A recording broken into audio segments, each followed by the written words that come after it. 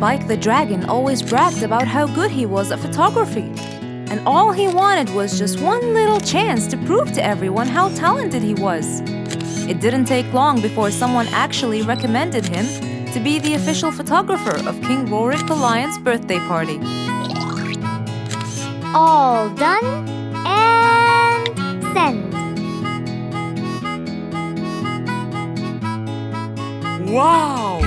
That's a nice picture! Now we know who'll be our photographer. And immediately, Mr. Tiger sent a message to Spike. Oh! Finally, someone recommended me! I won't let them down. I promise. And so, Spike started to train and practice some more. His pictures were beautiful, and he felt so happy. Everything went well until the morning of the party.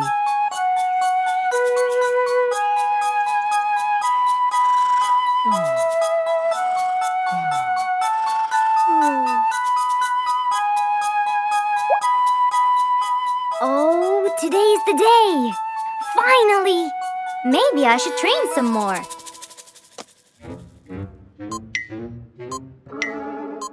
Huh? Oh no! What have I done? While Spike was testing his camera, he pressed on something that changed his camera settings. Now all his pictures turned to white. Spike tried to change it back. He cleaned his lens and checked his filters, but all was in vain. What will I do? Oh, what will I do?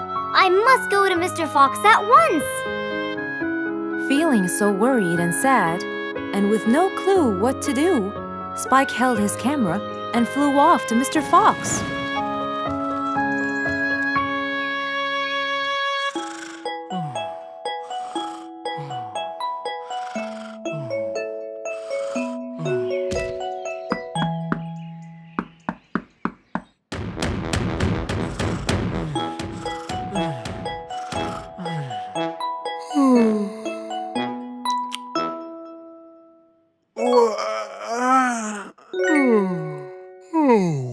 Who could it be this early?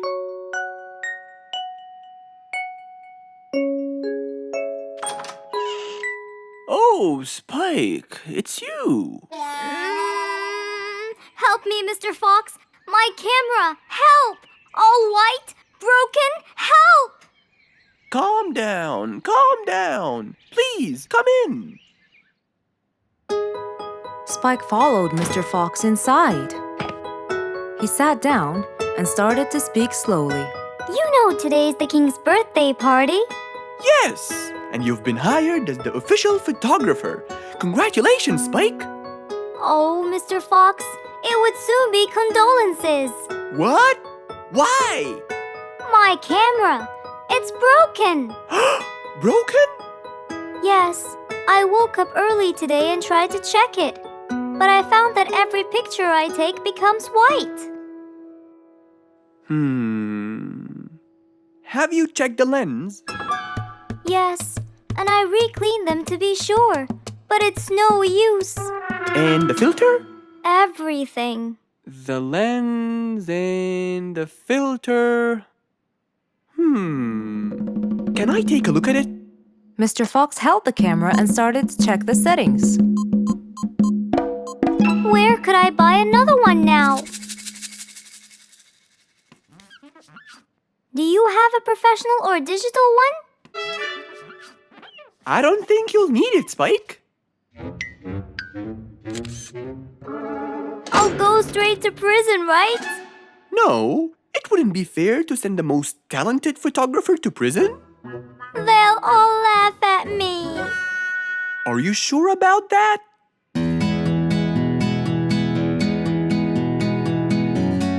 Mr. Fox took a picture with the camera and showed it to Spike, who couldn't believe his eyes.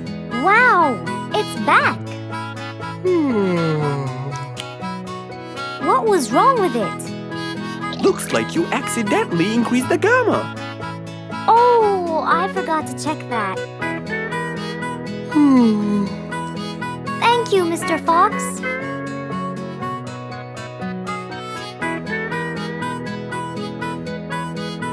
go now. See you at the party. That would be awesome. With that, Spike walked out of Mr. Fox's place. He went back home with a smile on his face.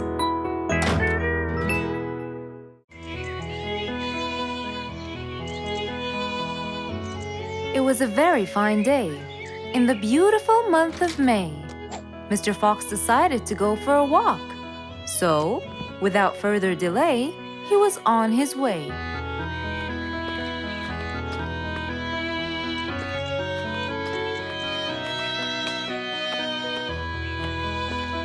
While Mr. Fox was walking, enjoying the sun and the trees, he heard a quarrel at a distance and someone saying, Stop!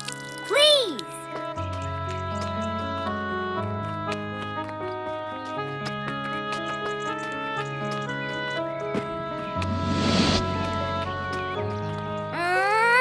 What? Can't a monkey enjoy a spring nap in peace? Nap somewhere else. I don't care. Excuse me? You splash somewhere else. You've got the whole ocean. That's more than enough room. What's going on here? I like it here, and I'm going to stay. You stink! Bingo? Bite me. Bubbles? I gobble you up, but I prefer a healthy diet. What's the matter with you two? I'm calm and happy. I'm just simply awesome. Mr. Fox, can you believe her? Honestly, I don't believe the fact that you two are fighting in this lovely weather. You tell him, Mr. Fox. Such a gloomy monkey. All I want to do is take a nap. Such a gloomy monkey, such a gloomy monkey. Bubbles, stop that. What's your problem, Bingo? What can I say, Mr. Fox? I just wanted to nap on my hammock. But Bubbles kept splashing water all over me. And it's so irritating. As if it wasn't on purpose, Mr. Fox. I just wanted to enjoy spring my way. Can't I enjoy the weather however I please? Of course you can. But Mr. Fox! And you too should enjoy your spring nap as well, Bingo. Finally! That's right. Go enjoy your spring sleepiness some other place. Say what now? You know what? I've got the perfect solution to your problem. Really? Yes, and it's very simple. What is it, Mr. Fox? Wait here for a second. Don't splash water for a short while, okay? Fine.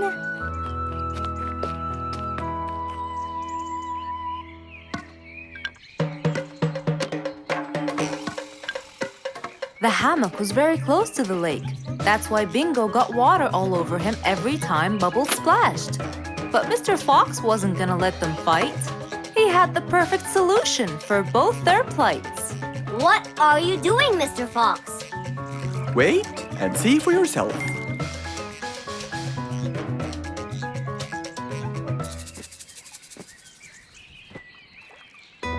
Let's see. First, we'll untie the hammock. 1, 2, 3, 4, 5.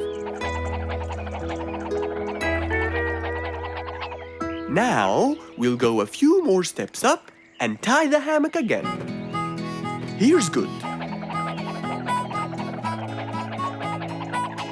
There you go. Try it now, Bingo.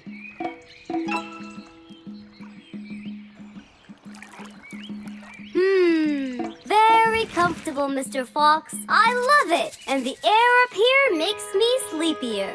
Bubbles, give me your biggest splash. Whoa! Ha ha ha ha ha. Whoops. Sorry, Mr. Fox. Don't worry about it. I feel fresh. Mr. Fox's work was done. First there was trouble, now there was none. For there was indeed no better deed than rushing to help a friend in need.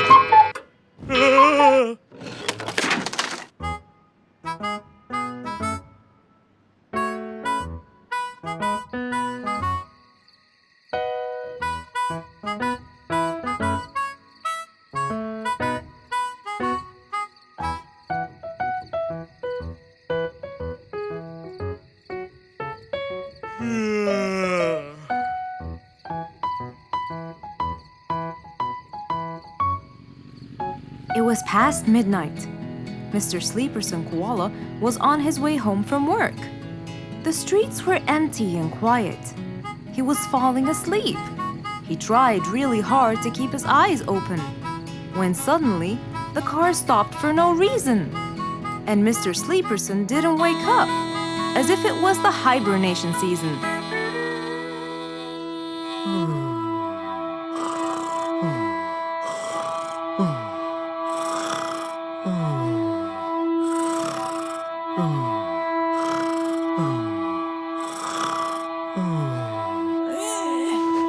What is that? Mr. Sleeperson fell asleep on his driving wheel.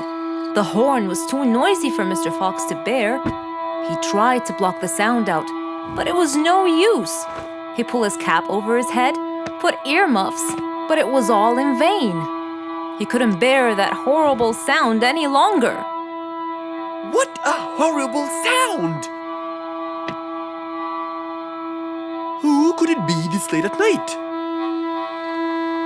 Oh no! Mr. Sleeperson! It's you again! What brought him here this time of night? And he slept on the driving wheel. Excuse me.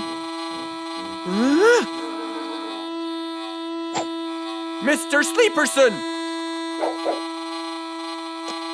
Hello? Hello?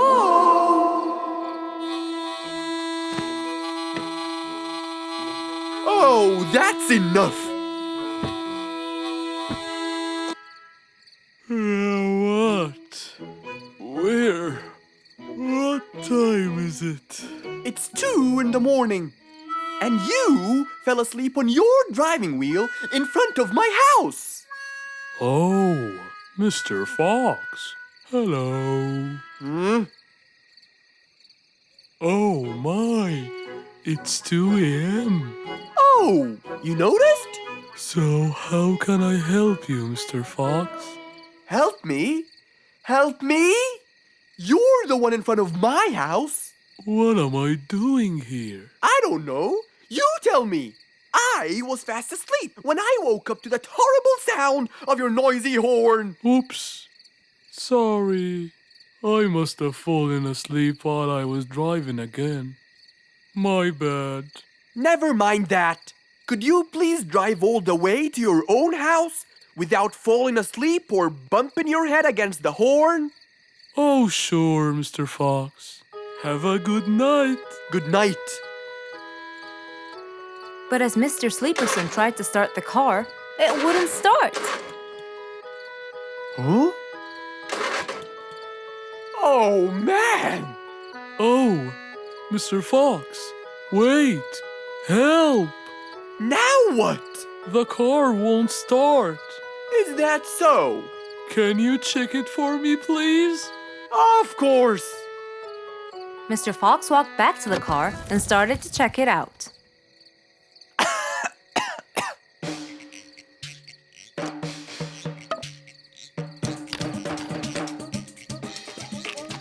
Everything seemed fine. However, when he lowered the hood cover, he found Mr. Sleeperson sleeping in the back seat. He couldn't control his anger. He banged the hood cover. But Mr. Koala was still asleep. Mr. Fox decided to hop into the front seat and try to start the car himself. Huh? Mr. Sleeperson! Your car is out of fuel! Who? Where? Your car is out of fuel! No way! Oh, What will we do now? you have to fill the tank! Okay. Mr. Sleeperson! What? Wake up! I'll fill your tank for you. I have some fuel in my house. Oh, that would be great.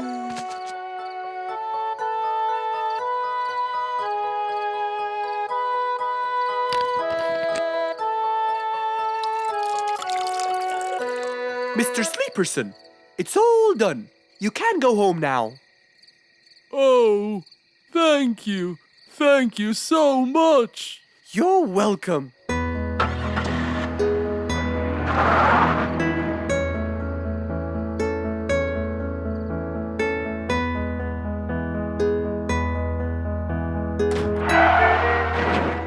Oh, not again. It was a bright, early spring morning. Still feeling a little sleepy, Mr. Fox opened his eyes and got out of bed.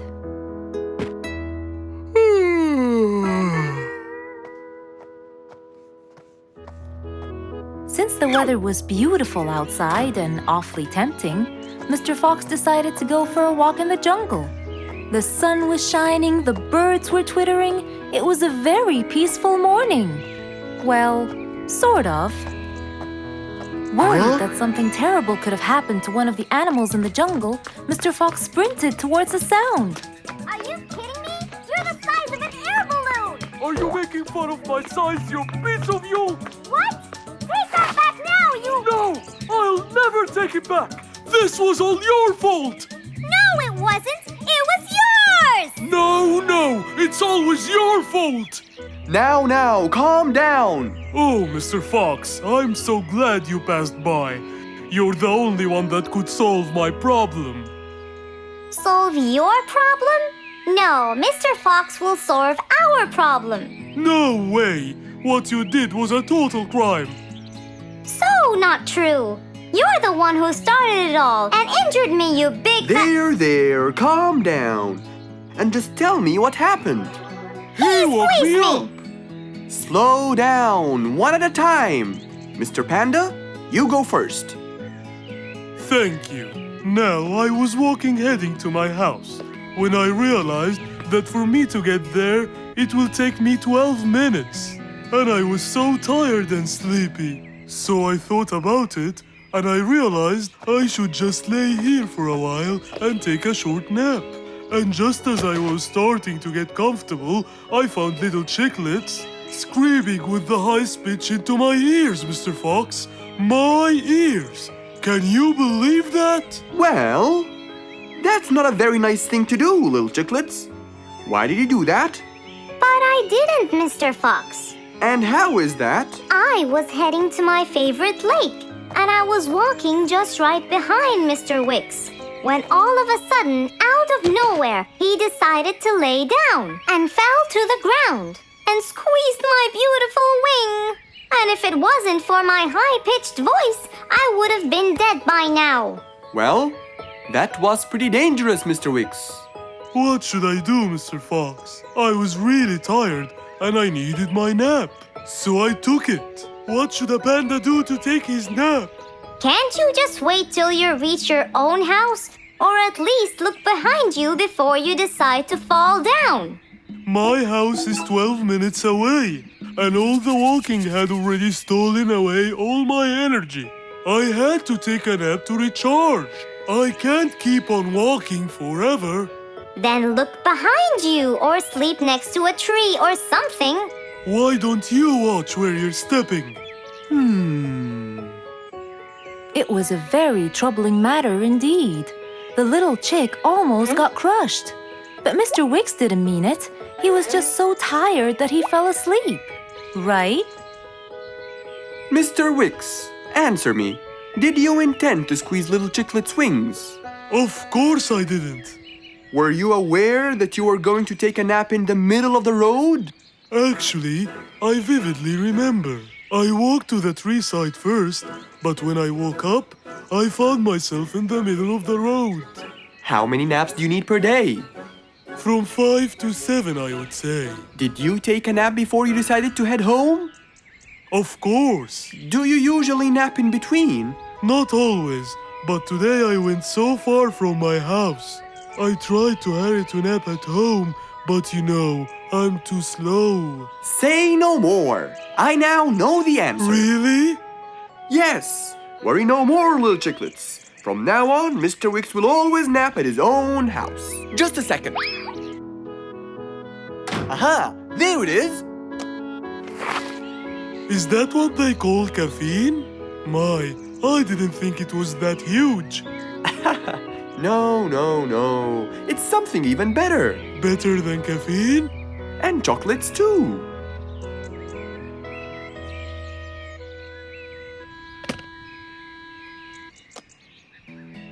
Wow! Rollerblades! So you'll be able to move fast and reach your house as fast as you can. Oh, can I try it now? Sure you can. Wow! Whee! Yahoo! Thank you, Mr. Fox. Anytime you need me, I'll be there.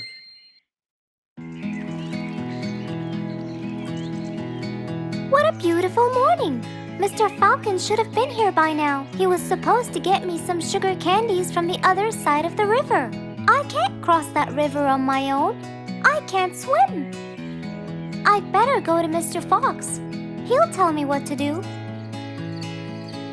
And since Mr. Fox helped many more, she went to him and knocked on his door.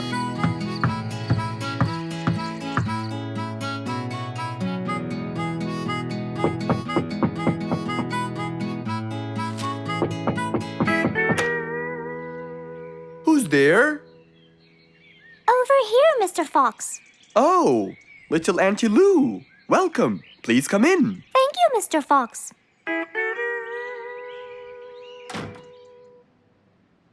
What can I do for you?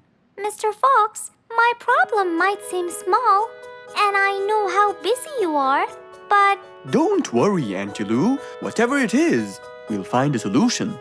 Tell me, what's bothering you? sugar candies. Sugar candies? But you love them. Yes, Mr. Fox, I do. That's the problem. The only place I can find them is by the other end of the river side, and I don't know how to swim. Well, how did you get them before? I had some friends who would cross the river and bring me some candies with them. But I can't wait for them to go every time. I want to be able to get them myself. I see. So you want a way to cross that river by yourself. Yes. Do you want to learn how to swim? Impossible. I'm so afraid of the water. It's my worst nightmare. Isn't there any other way, Mr. Fox? Sure there is. Let me think. Mr. Fox thought quickly and without delay, for there was already another way. He'll build a bridge for Auntie Lou, so she could cross whenever she wanted to. Little Auntie Lou, how wide is that river? Very wide, Mr. Fox. It won't be easy, but let's go. Into the workshop ran Mr. Fox. He grabbed some wood and his toolbox. He put them in his Jeep and hopped inside. Then he and Auntie Lou went for a ride.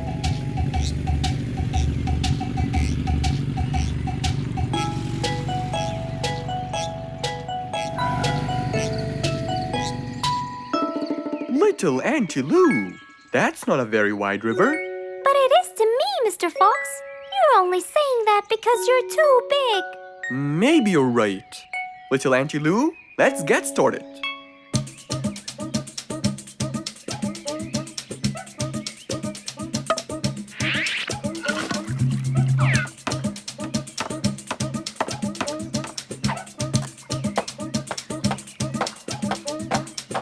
Finally, the bridge is complete. Mr. Fox, that's exactly what I wanted. Thank you so much. I'd better be on my way to collect the sugar candies. I've always dreamed of this.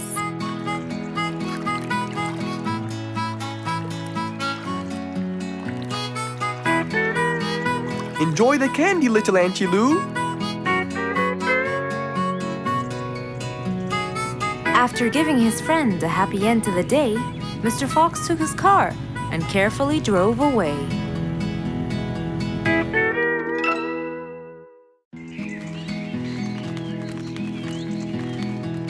It It was a beautiful sunny day. Feeling bright and early, Mrs. Sharpie was on her way to work.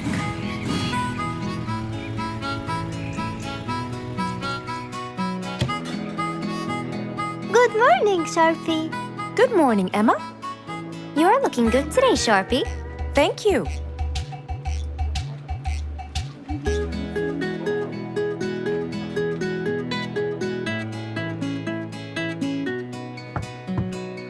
Come in.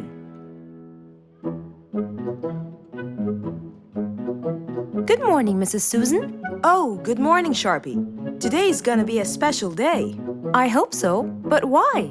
Well, we have more packages that need to be delivered to their owners on time. And there's a special package for the king. I'm on it, Mrs. Susan. After piling them all up, Mrs. Sharpie went to deliver the packages.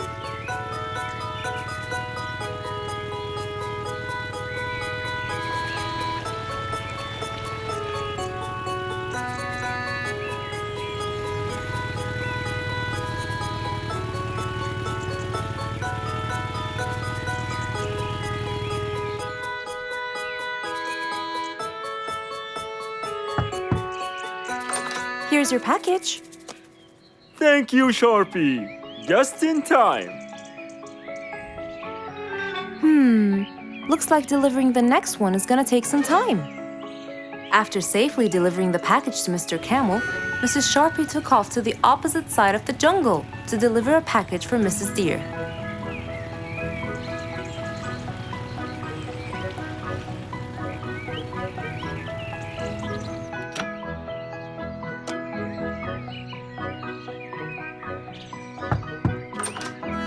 Here's your package. Thank you. But why were you late? I waited all morning. Next was Mrs. Bird's package, and that was south of the jungle. That was very tiring for Mrs. Sharpie.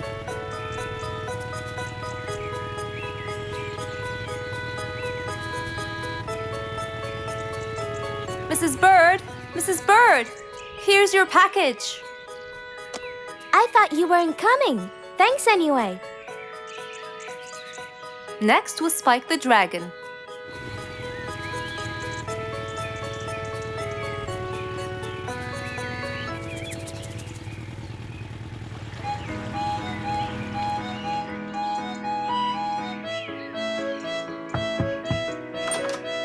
Here's your package. I never thought you'd be late. Oh no! It's the last package I'm delivering today. I hope the king is not too upset that I'm late. Worried and a little scared, Mrs. Sharpie took off to deliver the last package. She was already late as it is. The last package was intended for the king, and after being all over the jungle, will she be able to make it in time? Here you go, Mr. Timber. This package is for the king. Thank you, Sharpie. But the king was worried and a bit upset. Why? Well, he had to wait all day for this package. You're not usually late, Sharpie. He was very upset. My sincerest apologies. I'll be more careful next time. Mrs. Sharpie was very tired and really upset. Having to deliver packages all over the jungle was no minor task. So, she decided to go to Mr. Fox and ask for his help. Oh, hello, Mrs. Sharpie. How have you been? I'm not good at all, Mr. Fox. You have to help me. What happened? I've got a lot of letters and packages, and I keep flying east and west all over the jungle. This won't do, Mr. Fox. I'm so tired. Oh, Mrs. Sharpie, you do look exhausted. Please, come in, and we'll figure this out together. Would you like a cup of hot chocolate? No, I just want to find a solution, Mr. Fox. Okay. Tell me what the problem is exactly. I get too much letters, so I fly to deliver them. I find that the first letter should be delivered to the western part of the jungle, so I fly and deliver it, just to find that the next one is in the eastern part of the jungle. And when I fly and deliver it there, I find that the one after it is in the north. And after that, it's west again, and it's all driving me crazy. Calm down, Mrs. Sharpie. There must be a solution to all of this. That's why I came to you.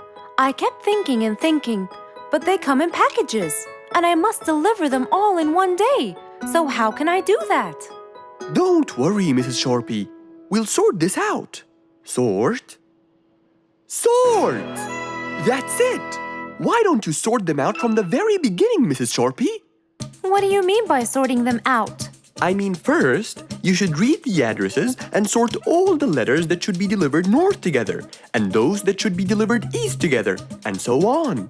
And then I'd finish all the north letters together, and the east, and then the south, and then the west, right? Precisely. That's a great idea, Mr. Fox. Thank you so much. Wait, where are you going? I have letters to sort out. Thank you, Mr. Fox. Glad I was able to help you, Mrs. Sharpie. Goodbye.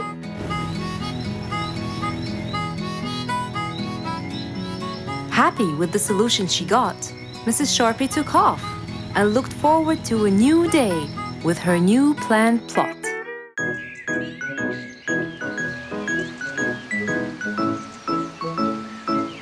It was a beautiful Saturday morning. Since the sun was shining and the weather was nice, Mr. Fox thought it was perfect for morning exercise.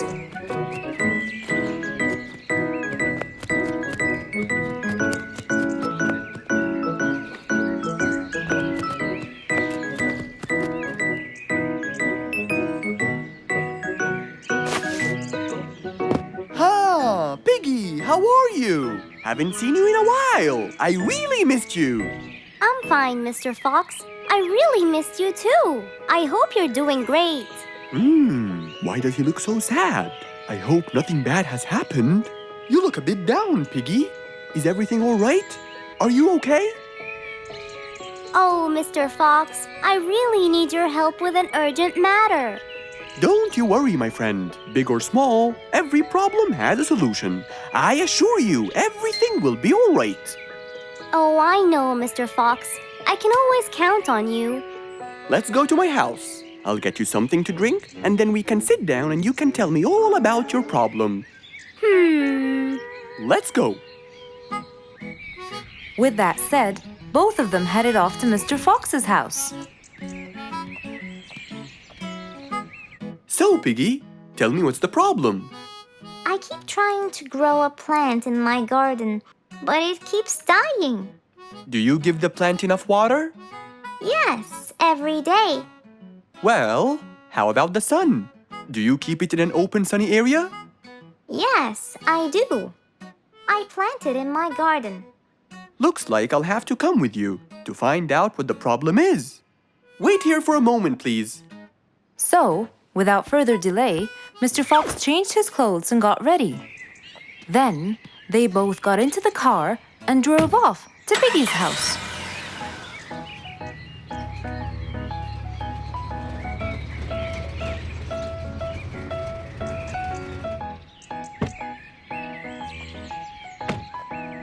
Look, Mr. Fox. These are the plants I told you about. Little Piggy, the plant you're trying to grow is ivy. And ivy likes to grow on something firm, like a gate or a wall. That's how they grow so tall. Ivy? I thought it was just an ordinary plant. Well, you can still grow it on the garden wall. Piggy, do you have a ladder? Yes, Mr. Fox. Over there. Okay, come with me. Hand me the drill, please.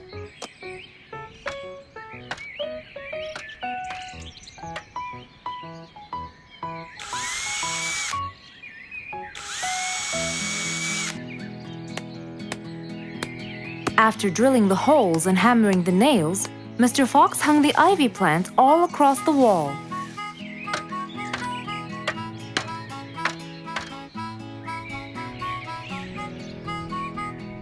Now, when the ivy grows, it will find this wire to hold on to. I got it. Thank you, Mr. Fox. You're welcome. Take good care of it. After saving the plant and helping his friend, Mr. Fox took off. And that, my friends, was the end.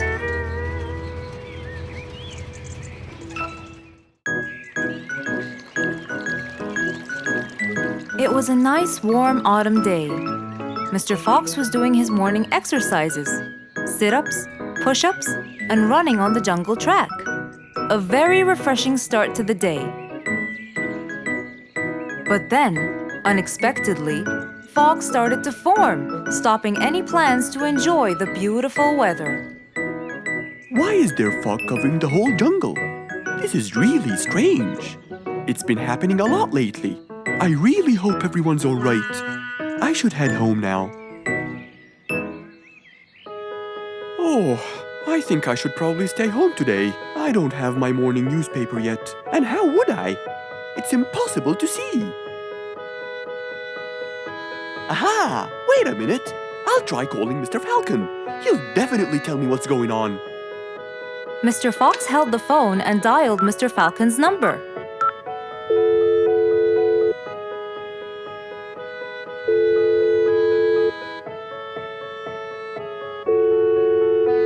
Oddly enough, there was no answer.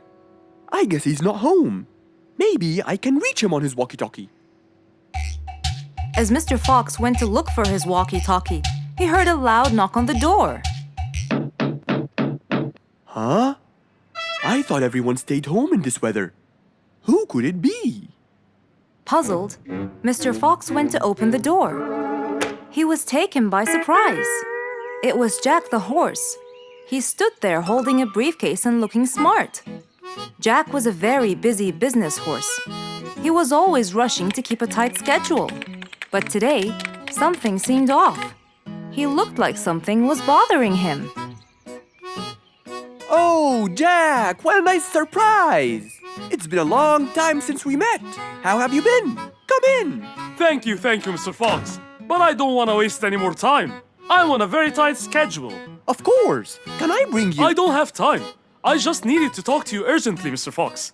Have a seat, please. And as you know, time is money. Wait. Hold on. First, tell me how you managed to get here in this bad weather. There's no time. I'm so busy, and I need your help with something important. All right, tell me what's the matter. Well, it all started last week. After long and weary negotiations, I won a bid for a gold mine located in the eastern part. Long story short, a gold mine obviously contains gold. But no matter how hard I looked, I found nothing but dirt. I was really frustrated. I was disappointed, and I knew that buying the mine was a mistake. What do you think, Mr. Fox? That's really strange. That mine is widely famous for its gold. I have an idea. We go there now and see what we can do. But wait here for a second. I need to bring something that will help us. Are you sure you don't want to drink anything? Yes, thank you, Mr. Fox. But please, hurry up. You know that time is money, and I can't waste any more time. I get it. Just give me 2 minutes. Too much, Mr. Fox. So, Mr. Fox went to his room to change his clothes, trying to be quick. Then, he went to his workshop. He looked everywhere for his metal detector. When he found it, he took it and went back to his house, where Jack was standing there looking at his watch, with that usual impatient look on his face. Mr. Fox, why are you late? I have a really important meeting tonight at 8, you know. We're making a deal, and I don't want to waste any more time. You know that time is money. Time is money. I know that, Jack. But now we're wasting more time, aren't we? Right. Let's take my car, Mr. Fox. Okay. The fog had gradually started to clear away, and the vision became clearer and clearer. But as Mr. Fox was about to get in the car, something happened. What's that? What's going on? What happened? That's what we'll find out in the next episode.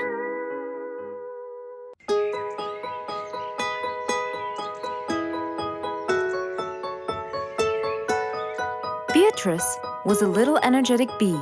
She wakes up early, eats her breakfast, and checks on her honey. Then, she goes out to collect some nectar. That smells great. I'll take some from here. Wow, that looks fresh. Here's my favorite type. And so, she went collecting all the nectar she needed, and when she was all done, she went back home. But as Beatrice came closer and closer, she could see that someone had been to the hive. Oh no! My honey! It's all gone! Who could have done this? Beatrice looked right and left, but no one was there. Sadly weeping with grief, she went to the place where she might find relief. Oh, Beatrice, how have you been? Mr. Fox! Beatrice, what happened? Someone stole my honey and destroyed my hive! Who would do such a horrible thing? I have no idea! I was out collecting nectar, and when I came back, I found... Calm down now, calm down. I don't know what I should do! Mr. Fox felt sorry for Beatrice. He kept thinking of a way to prevent this from happening again. Aha! I got it! You know who did this? No, but I can prevent this from happening again. Really? Really? Come with me. At once, Mr. Fox ran to his workshop. He grabbed some steel, some wooden plates, and his toolbox. He then hopped into his car with Beatrice by his side and drove away.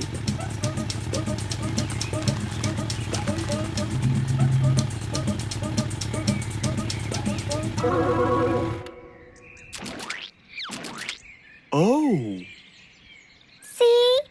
I told you! It's a complete disaster! you were right. But don't worry, everything will be okay now.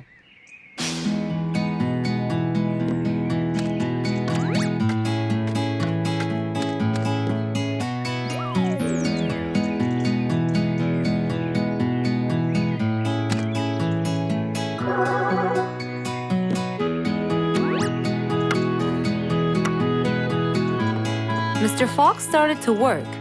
He got the wooden plates and built a box out of them, which he put on the tree branch. Then, he surrounded the box with steel. He made sure the nails went in properly and made a door for little Beatrice. Now, all done. Wow! It's amazing! Thank you, Mr. Fox! There, take this too. And what's this? This is the key to your hive, so no one would enter without your permission. Really? Oh, I can't thank you enough! Don't worry about it, Beatrice.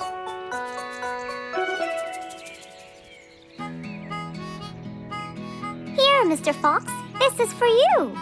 What's this? It's one of my delicious honey jars. It's the best kind I've got. Oh, you didn't have to. Well, thank you, Beatrice. And as Mr. Fox drove away, he thought that this was the perfect end to the day.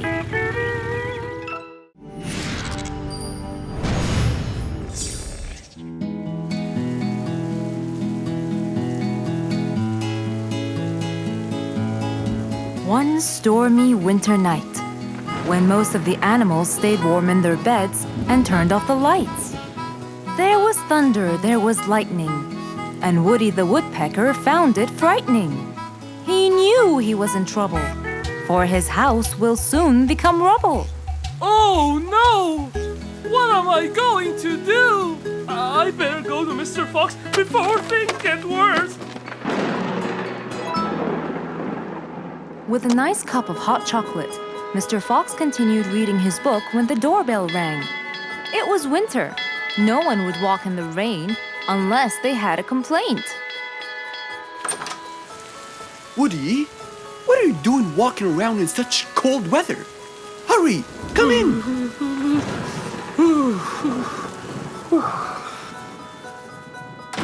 Mr. Fox, I know it's cold, and I'm sure my problems will make you feel bored, but I need your help. Of course. Don't worry. Have a seat, Woody, and I'll get you a hot drink. It must have been terrible to go out in that storm. Okay, thank you, Mr. Fox. So, what exactly is your problem? My roof, it gets ruined by the rain. Oh, I keep fixing it every now and then, but now, every winter is a nightmare. here you go, Woody. Thank you, Mr. Fox. So tell me, what happened to your roof? The rain makes it damp. Sometimes I fear it gets too damp. It might fall. Oh, you're right. That's a serious problem. Well, will you help me? Mr. Fox knew he couldn't stop the rain, but he couldn't let Woody's efforts be in vain. There had to be another way. I have an idea. We need to guide the water off your roof. But how can we do that? Well, we need to visit the jungle shop.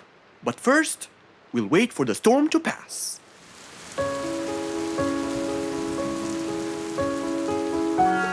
Finally, the storm faded away, revealing a bright, warm, sunny day. I think the weather is better now. Let's go, Mr. Fox. Mr. Fox and Woody hopped into the car, and off they drove to the jungle shop. So, what will we buy from here, Mr. Fox? A sloped roof. A roof? But how will we transport it? Oh, don't worry. There's a new type of roof. They sell them like, pieces of a puzzle. Oh, that's smart! Yep. Mr. Fox and Woody chose a nice big red roof. Then, off they went to Woody's house. Mr. Fox got a ladder and climbed up. He started to fix the roof from the top. Now, all we need is to put the pieces together.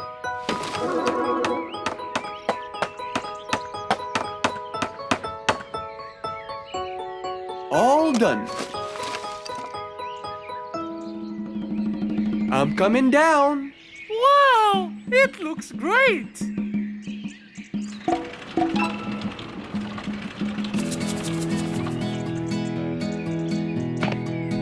That way, all the water will slide down and the rain won't bother you again. So, does that mean no more rainwater will enter my house, Mr. Fox? Of course not. I guarantee it. Oh, I'm so happy! Thank you so much, Mr. Fox. Oh, it was nothing. We all like living in a dry, warm place in the winter.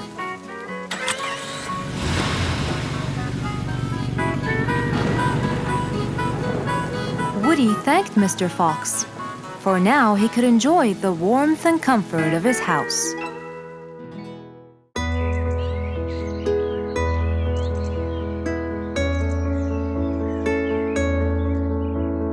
One cold morning, while everyone was shivering in their houses, Mr. Fox woke up and went to watch his favorite team play.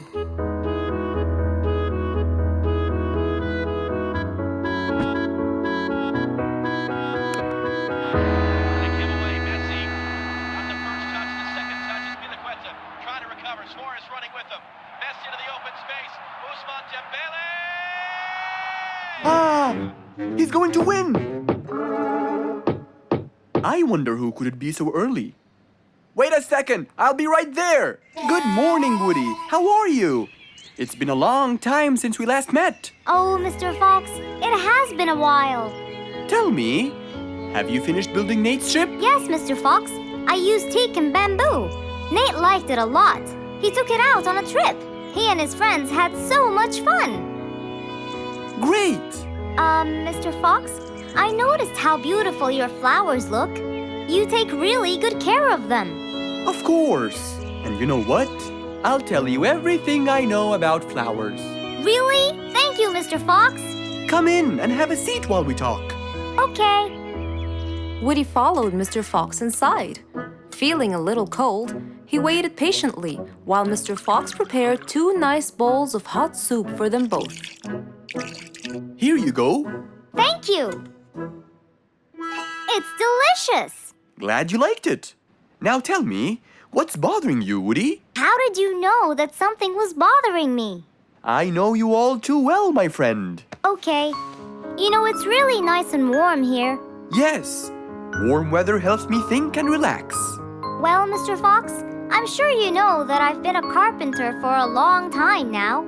Of course. And during the winter, my business blooms. And my customers increase because I sell them the wood they use for their fireplace. Very good. But where's the problem? The problem is, they're not all the same. So each customer needs the wood to be suitable in size for his fireplace. That's true. And as you know, I work alone. So I take so much time and effort to cut and adjust the wood to suit each and every customer in this jungle. Sounds like a serious problem. He looks really worried. Okay, Woody, why don't you come with me to my workshop? It's round the back. There, we can think together and I can invent something to help you solve your problem. I really hope so, Mr. Fox. Don't worry, we will. I know. And you taught me that there's a solution to every problem. And Mr. Fox solves every problem. Ha ha ha! That's right, Woody.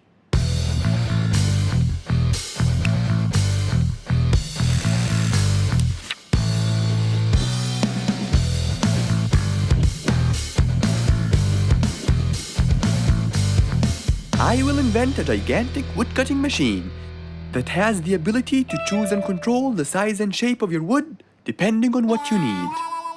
What? Really? Aw, you're the best, Mr. Fox. I'm just going to need some time to build the machine. You got it, Mr. Fox. I'll go get a few things done and I'll come back. Okay, I'll see you then, Woody.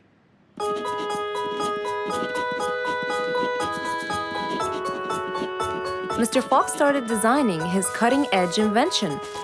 He knew that is exactly what Woody needed to help him with his carpenting business. And because he was making this device for Woody, he thought he'd add a bit of color to make it all even more special. Finally, this is it! Mr. Fox's size-adjusting wood-cutting machine.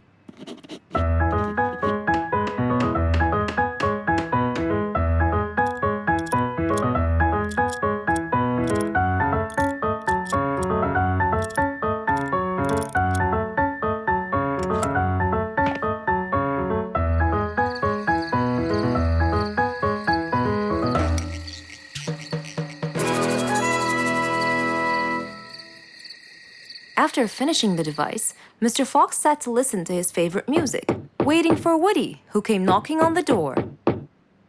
Hello, Woody. You're right on time. Have you finished building the new machine for me, Mr. Fox? Of course I have. It's in my workshop. Let's go see it.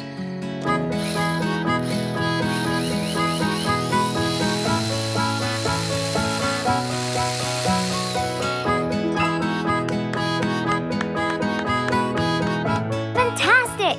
I don't know how to thank you, Mr. Fox. I'm really grateful for what you've done. Don't thank me. I only did what I had to do. I'd better be off now to cut more and more wood. Have a wonderful evening, Mr. Fox, and thank you again. Good night, Woody.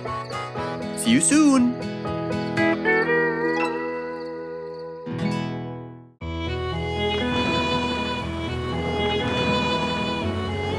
One day, the mighty eagle flew to his nest. All he wanted to do was rest. He felt bitter, he felt cold. He was really getting old. He knew he needed someplace new.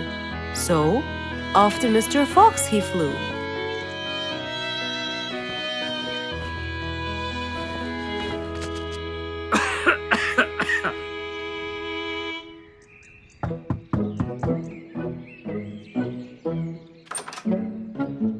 Oh, hello, Mr. Eagle. You look so tired. Please, come in. Thank you, Mr. Fox.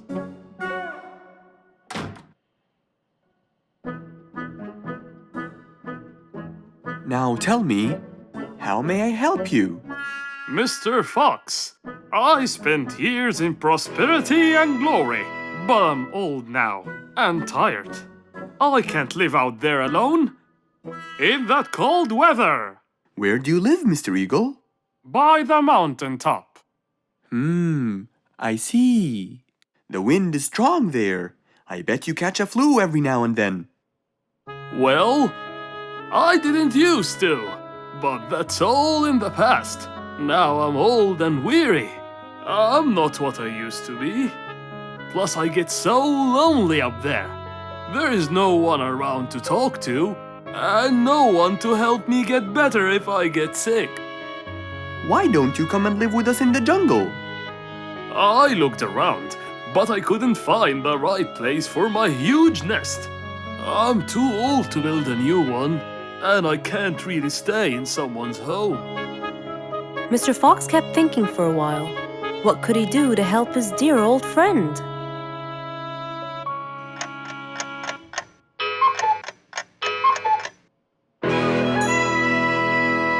I got it! I think I can help you build a new house. Have no worries.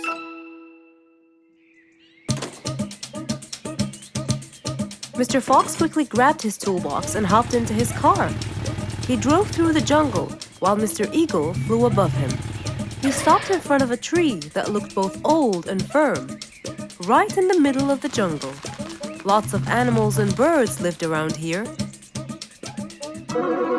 What a beautiful place, Mr. Fox. Wait till you see what I have in mind for you. Mr. Fox started to work. He put a ladder against the tree and counted the steps up.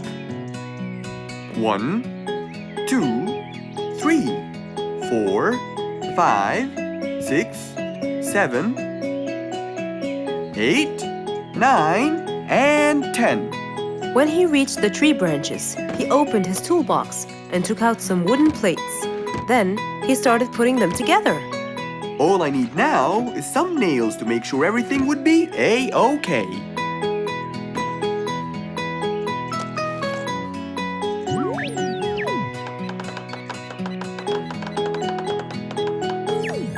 We're almost done, Mr. Eagle. Can't wait to see what it will look like, Mr. Fox. Oh my! What a wonderful treehouse! And it's all yours, Mr. Eagle. My own home. I can't believe it. Thank you so much, Mr. Fox.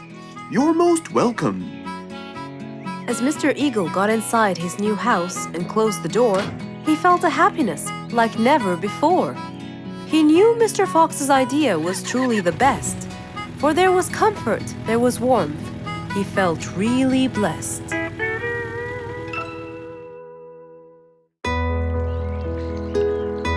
Rose stood in front of her painting stand, holding a few colors in her hand. But things weren't going as she planned. I think I should just paint the pig blue. No, wait. Maybe this will do. Maybe I should just take some of the pink color on my feathers.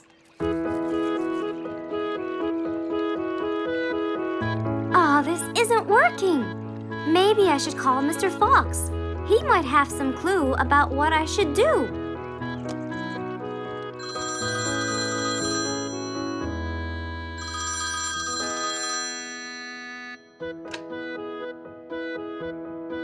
Hello.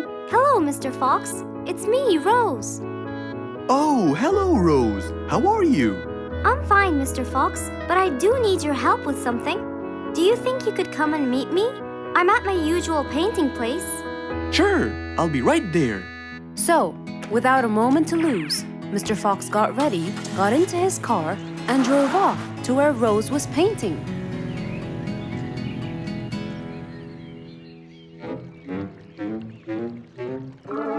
Oh, Mr. Fox. I'm sure glad you're here. I tried everything, but nothing seems to work. What are you trying to do, Rose? I was just trying to get some pink paint, Mr. Fox. I'm not sure that this is the right way to do it, Rose. Well, what should I do? Do you have an empty color palette? Of course. So, what colors do you need? I have red, blue, yellow, black, and white. But I still need pink, green, orange, purple, and brown. Let me see. If we take a bit of red and a bit of white, we can make pink. Oh, it's just like magic. How about the other colors? Do you want to try? Why, yes, I would. But which colors do I use? Use your imagination, Rose. I want to try red and blue. Okay. Wow! Now I can paint my violets purple. Do you want to try again? Sure. This time I'll try red and yellow. Nice! Now you have orange. It's beautiful, Mr. Fox. But I'm still missing green. Well, let's see. We still haven't mixed blue and yellow, have we? Right! This is a really cool shade of green. Now you can paint all you want. But, Mr. Fox, what about brown? Right. I almost forgot. Let's try orange and blue. Yes, that's it. Oh, I really can't thank you enough, Mr. Fox. Don't worry about it. I really like your painting. You do? Yes! It's quite colorful. Well, thanks to you. Now, whenever you're missing a color, all you have to do is try some together. All the colors that Rose once knew, when mixed together, turned to something new. Pink, purple, orange, and green. Something she had never seen.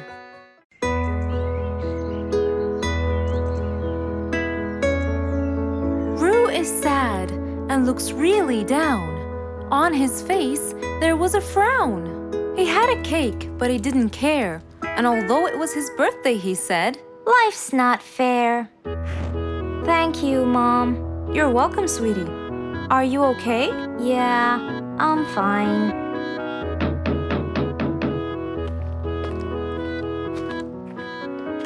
Oh, look who's here.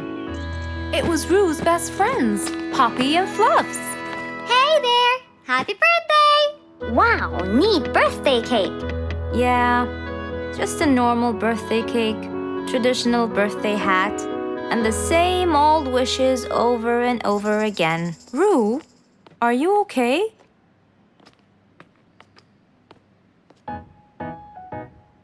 Bad timing, huh? He looks sad.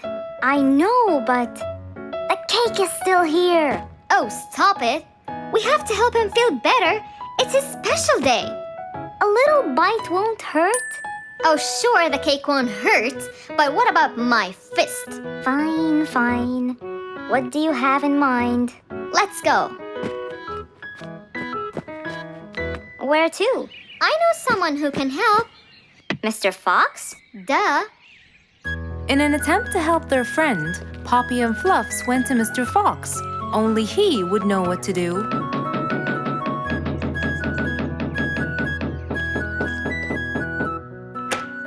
Hey, carrots. Do you have any lemonade, Mr. Fox? I stopped apologizing for his behavior long ago. You know, Fluffs, he's just Fluffs. It's okay. Come in. Are you sure it's all right? Positive. It's always the right time.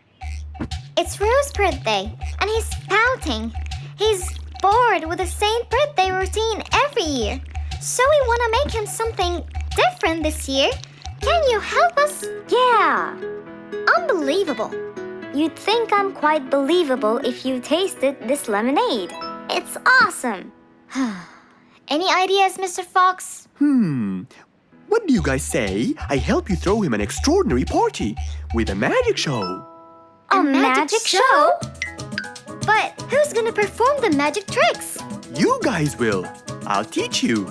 This is the best idea ever. I agree. We'll also bake him a cake. But he says cakes are boring. I can assure you, this one he will like. Sounds like the perfect plan. All right, first, let's bake the cake. It wasn't a very easy task, but all three of them worked hard to make this the best day ever.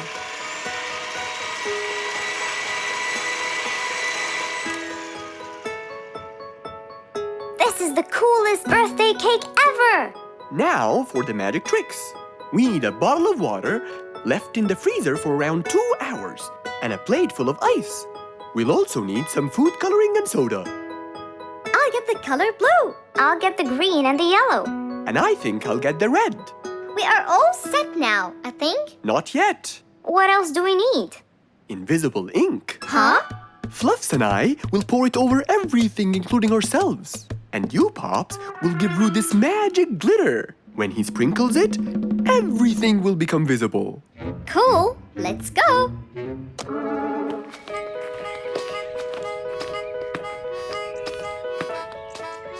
pour the invisible ink now.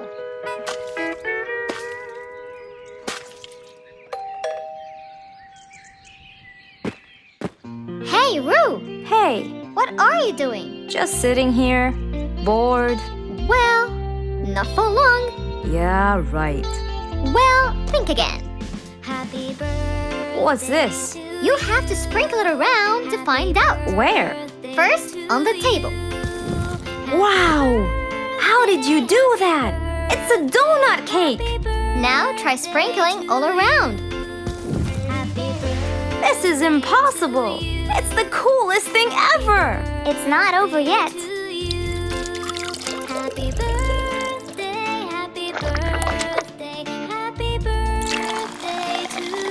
I can't believe you guys did all this for me! All thanks to Mr. Fox. He was a great help. I can't believe you guys! Thanks! That's what friends are for. Mom, come and see! What wonderful friends you have, Roo! Yeah, I think so too. Because of his friends, Roo's birthday was extra nice. One celebration was not enough, so they celebrated twice.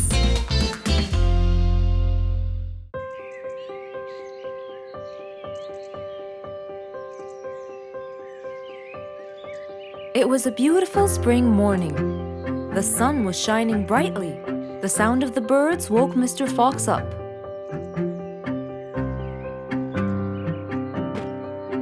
He changed his shirt, put on his tie, and his vest. Then he drank his tea. It was delicious. After reading a shop manager ad, he got into his car and drove off.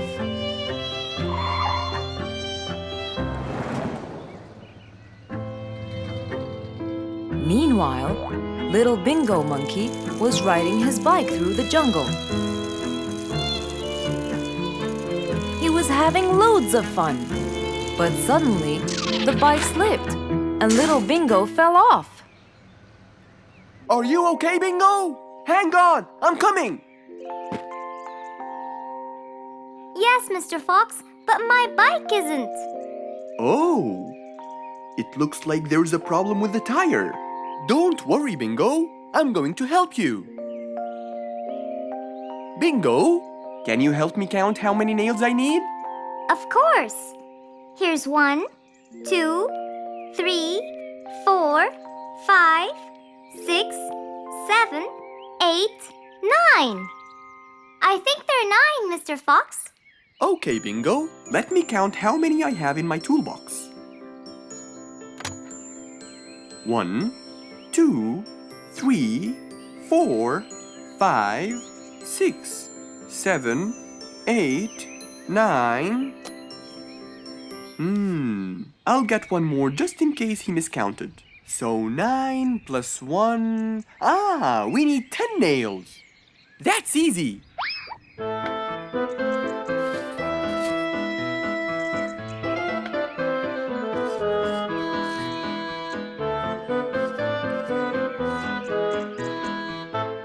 Okay, Bingo. It's all done. Thank you so much, Mr. Fox. You've helped me a lot. Come on, give it a go. So once again, little Bingo rode along happily. One nice spring night, Mr. Fox was sitting in his balcony, relaxing and drinking his favorite juice, when suddenly the phone rang.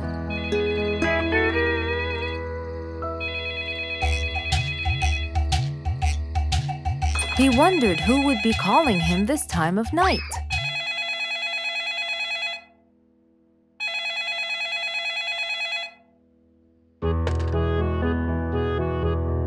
Hello, who is it? Mr. Fox, it's Rorik. Your Majesty, how may I help you? Well, Mr. Fox, I'd like you to come to my house early in the morning to discuss something urgent. Of course, I'll be there. After he hung up the phone, Mr. Fox went to sleep. He was supposed to wake up early. He wouldn't want to miss his appointment with the king.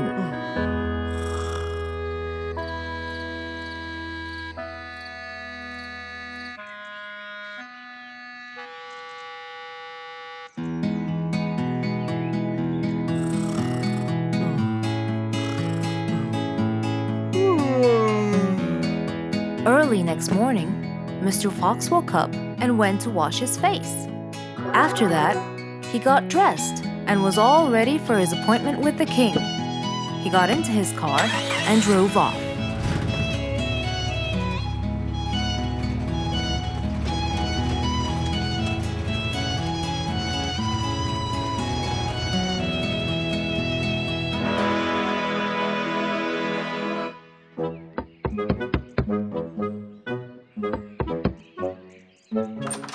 Hello, Mr. Fox. One moment, please. Your Majesty, Mr. Fox has just arrived. May he come in? Of course. Let him in. Come in, Mr. Fox. His Majesty is waiting for you. Good morning, Your Majesty. Hope I'm not late. No. You're always on time. How are you, Mr. Fox? I'm fine. And how's our little Frisky? He's fine. A little mischief every now and then. You can never get him to stay in one place. But thanks to your bracelet, we can always find him.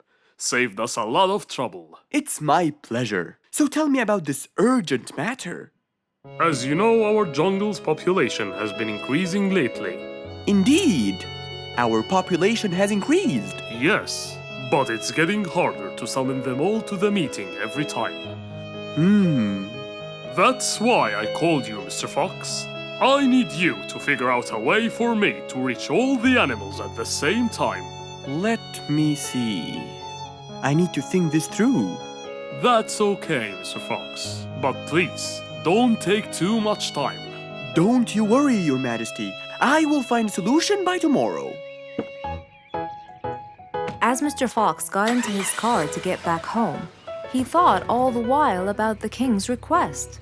How could he help the king with his problem? With everything else Mr. Fox has faced, this might be a slightly bigger challenge for him.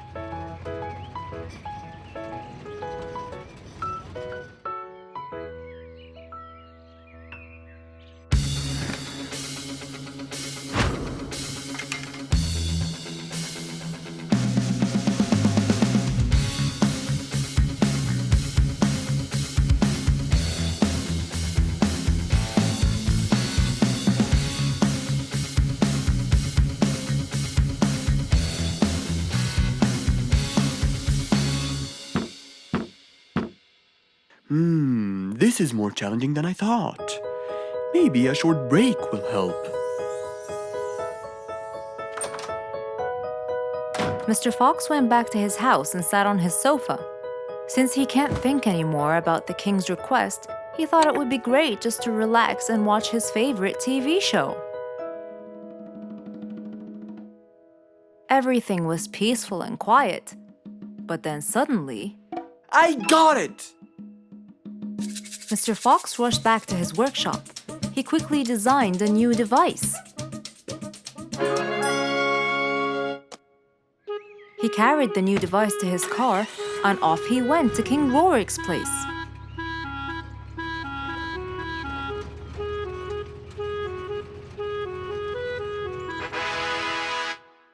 Mr. Fox, I thought you were coming tomorrow. Did you solve my problem? Yes, Your Majesty. This is a solution to your problem. That's great! But what's that, Mr. Fox? This is a megaphone. I made it specially for you. Every time you need to meet the animals, all you have to do is roar into it. Mr. Fox, you're a genius! But be careful. It's powerful. So make sure that no one is around you when you use it. Of course! I can't thank you enough, Mr. Fox. You're a great asset to all of us. It's my pleasure, Your Majesty.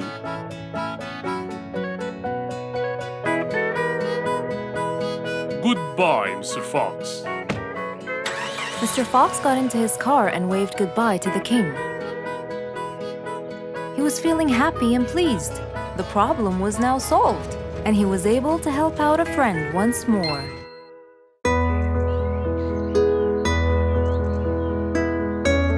One bright sunny morning, as Mr. Fox was having his morning coffee and reading his newspaper in the balcony, his phone rang.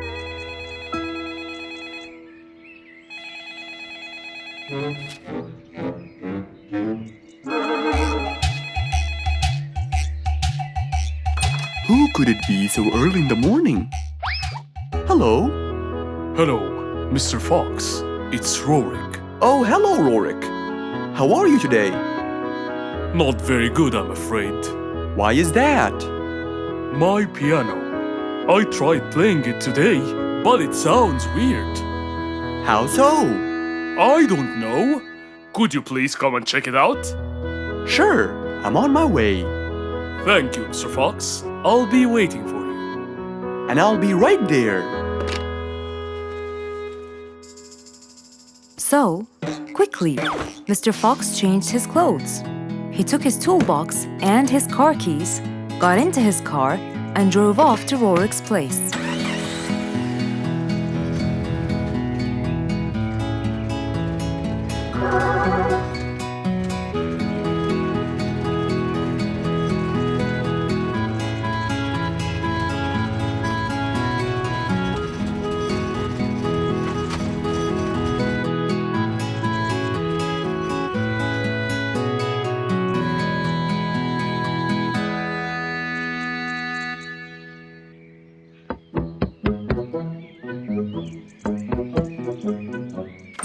Hello, Mr. Fox. One moment, please.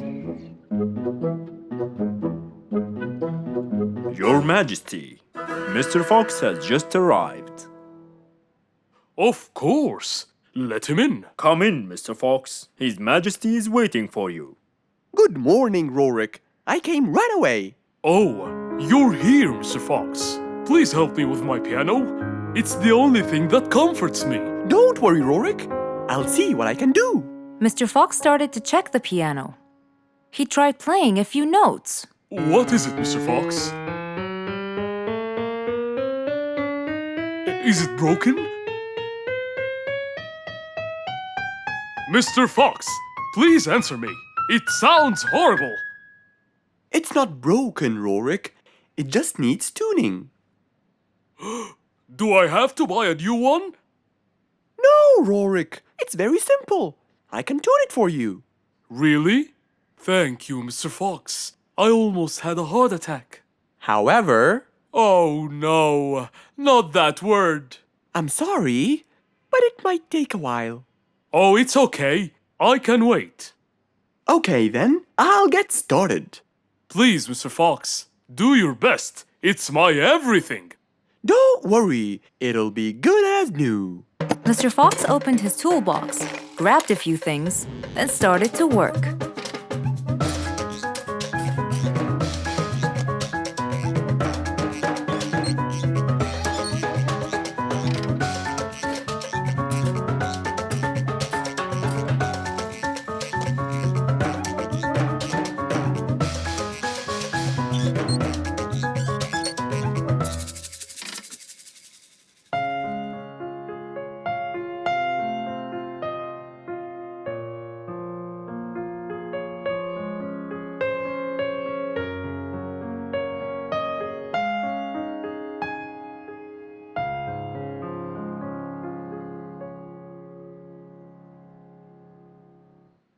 Beautiful. It sounds beautiful. Told you everything will be alright? I can't believe it. Thank you so much, Mr. Fox. Anytime, Rorik. And with that, Mr. Fox's work was all done.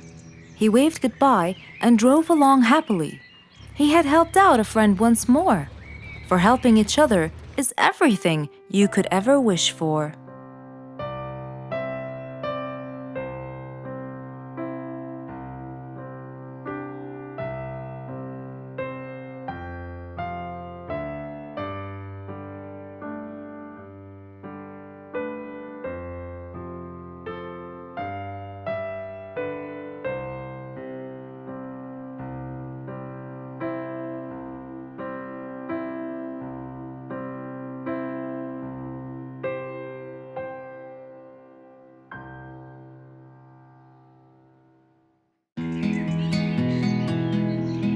It was a beautiful morning.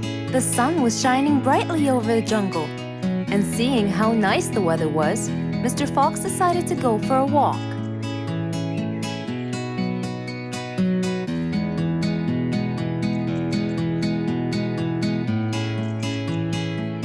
The birds were twittering, the bees were humming, and the flowers smelled pretty.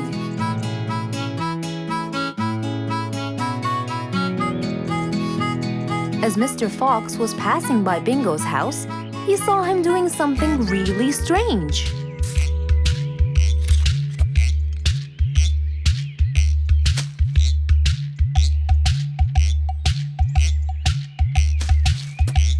Bingo! What are you doing? I'm storing my favorite fruits to eat during the winter. But you can't just bury them. They'll soon rot. But what can I do, Mr. Fox? They only grow in the summer, and I love to eat them so much. Mr. Fox thought about it for a while. What could he do to help Bingo?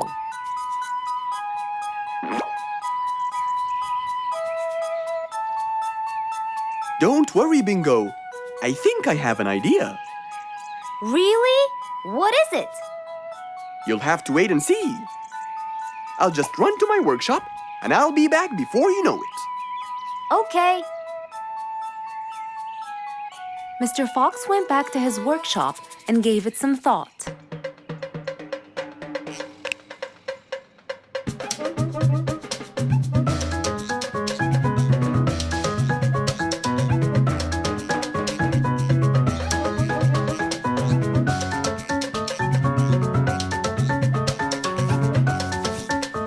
After calculating all the details, he started to gather the things that he needed.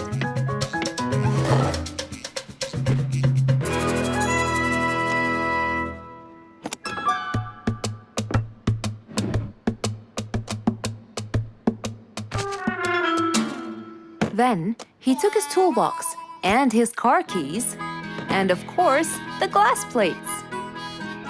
He put them all in his car and was on his way.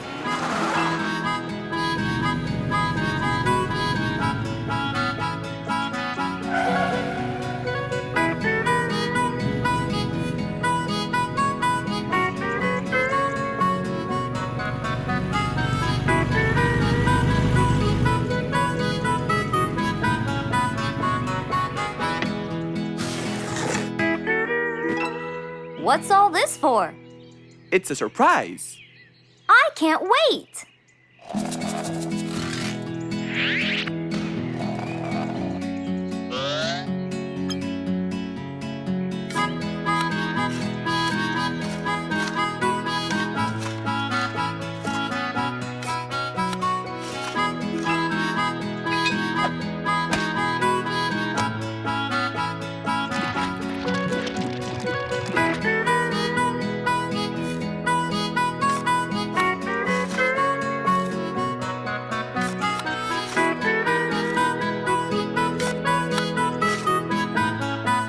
Mr. Fox was almost done, and Bingo was watching him, looking slightly puzzled.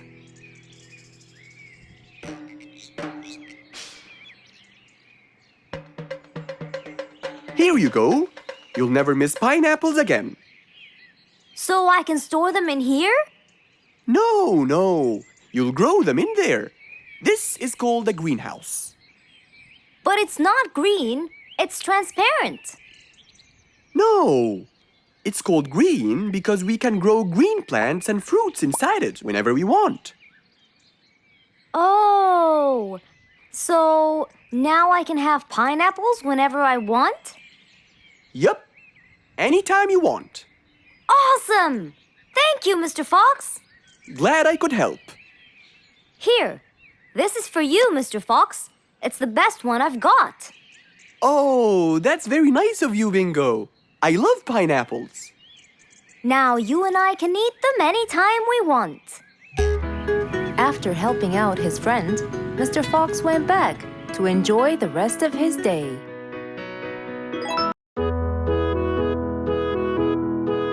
Mr. Fox was known for his kindness in helping others. Everyone went to him for advice, even Woody, the jungle carpenter. After being assigned the task of building a really big ship, he went to Mr. Fox, seeking his wisdom. Mr. Fox listened carefully to what Woody had to say, and in turn, promised to help him. He started a research on shipbuilding, And after hours and hours of hard work, he finally got it. Yes! I've got it! But there is something I need to check first. Mr. Fox went for a walk in the jungle, looking carefully at every tree on his path. Then he stopped in front of one and said, Yes! That's the one! Immediately, Mr. Fox took a paint bucket. He wanted to mark the tree, so he wouldn't forget which one it was. After that, he got into his car and drove off.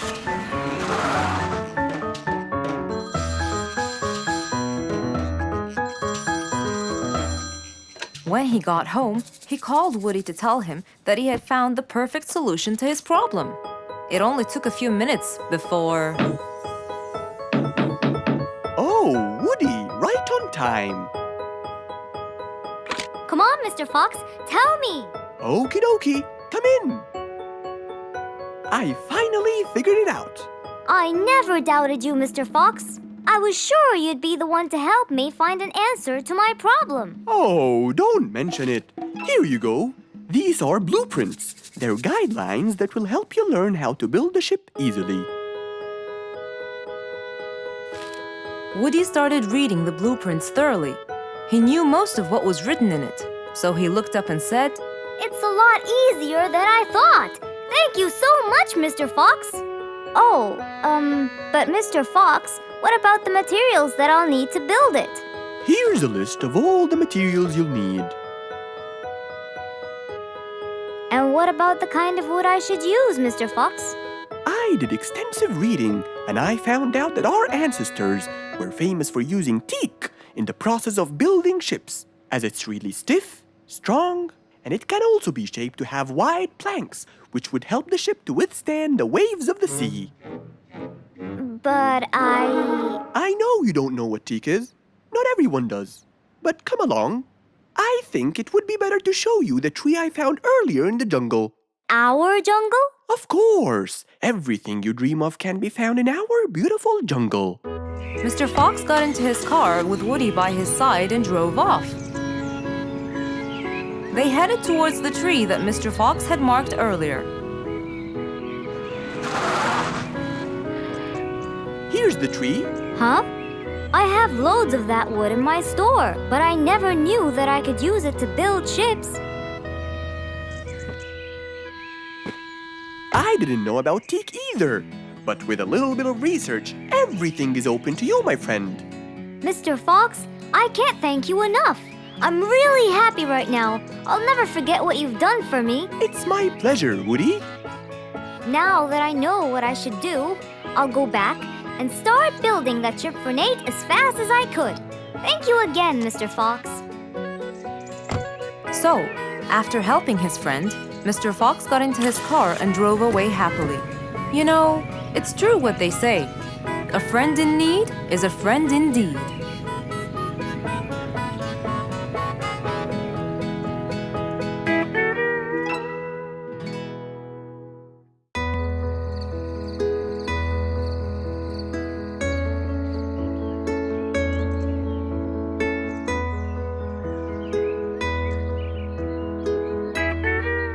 It was a bright, early morning.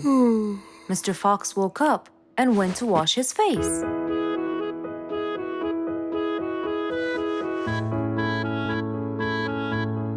Since he was feeling a little hungry, he went to prepare some breakfast. He prepared fruits, some cheese, a fried egg, and some veggies. He looked around for some bread, but couldn't find any. No problem. He'll go to the bakery and buy some. I guess I need to buy some bread from Mrs. Flute's bakery. Then I can have my delicious meal.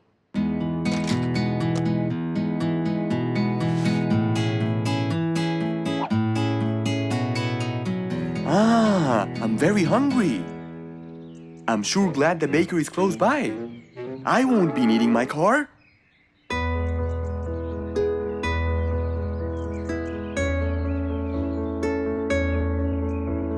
Mr. Fox decided to walk to the bakery. He really enjoyed the early morning breeze. And on his way... Good morning, Mr. Fox. Oh, Mr. Falcon! How are you? Are you getting enough sleep? Yes, I can sleep most anywhere now, and it's all thanks to you, Mr. Fox. Glad to hear that, my friend. See you around.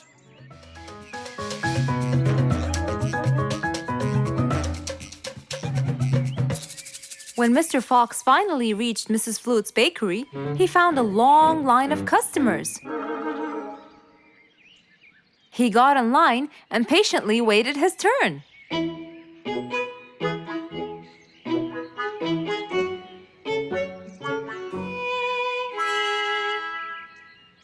Wow, looks like everyone wants bread. Slowly, the line was moving up, and Mr. Fox got closer and closer till he finally reached the counter, where a very tired Mrs. Flutes was waiting. He was her last customer. Hello, Mr. Fox. Here you go. Hello, Mrs. Flutes. You look really tired. Yes, Mr. Fox, it's becoming more and more exhausting. Why? The number of customers has increased lately after I upgraded both the bakery and the quality of the bread that I produce. That's great. I know it's great, Mr. Fox, but the thing is, the rate of bread production is really low. Well, compared to the number of customers, that is. But why is the rate of production low? Well, Mr. Fox, grinding the wheat takes loads of time and effort. Sometimes it takes over a day or so.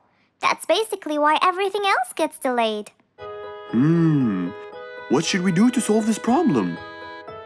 Okay, Mrs. Flutes, I will head home now and eat my breakfast and try to think of a solution. And I'd like you to pass by my house tonight. I'm sure I'd figure something out by then. Really, Mr. Fox? I can't wait to hear your solution. I'll come by your house as soon as I get off work. Okay, see you later, Miss Flutes. See you later, Mr. Fox. Mr. Fox went back home to have his breakfast. Miss Flute's bakery is truly the best. I have to solve this problem, or she won't be selling any more delicious bread. With that in mind, Mr. Fox went to his workshop to give it some thought.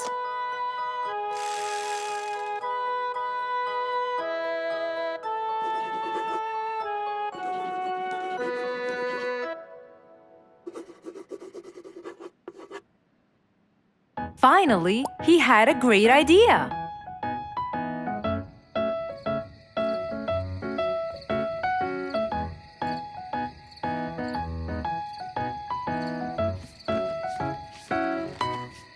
That was a long day. I should head straight for Mr. Fox. I'm sure he would have solved my problem by now.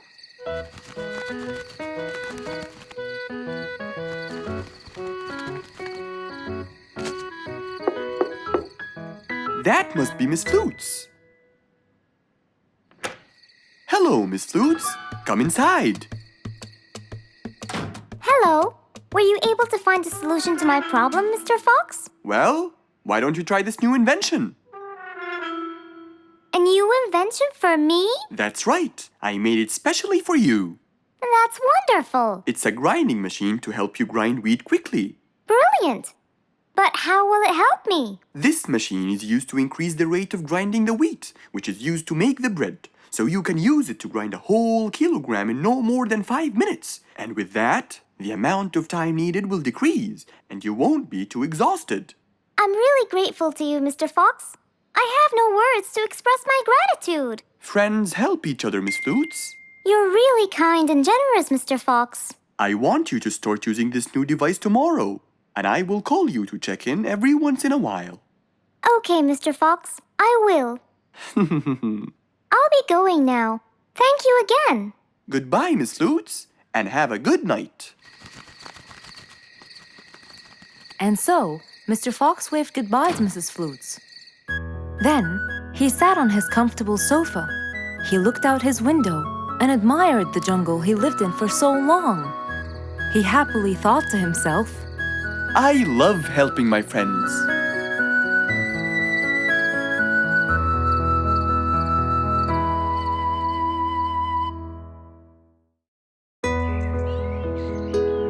It was a bright sunny day.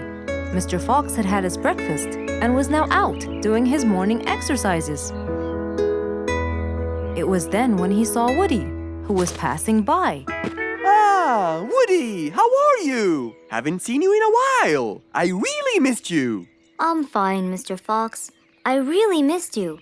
I hope you're doing great. Why does he look so sad? I hope nothing bad has happened. You look a bit down, Woody. Is everything all right? Are you okay? Oh, Mr. Fox, I really need your help with an urgent matter. Don't you worry, my friend. Big or small, every problem has a solution. I assure you, everything will be all right. Oh, I know, Mr. Fox. I can always count on you. Let's go inside. I'll get you something to drink, and then we can sit down and you can tell me all about your problem. Let's go. Woody followed Mr. Fox to his house. There, Mr. Fox prepared something special for Woody to help make him feel better.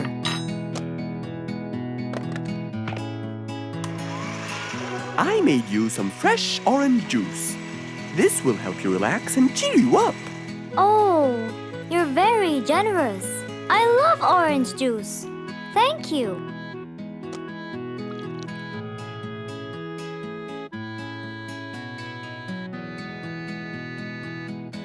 Mr. Fox, I'm really sorry to bother you over and over again, but I had no choice. Oh, no worries, my friend.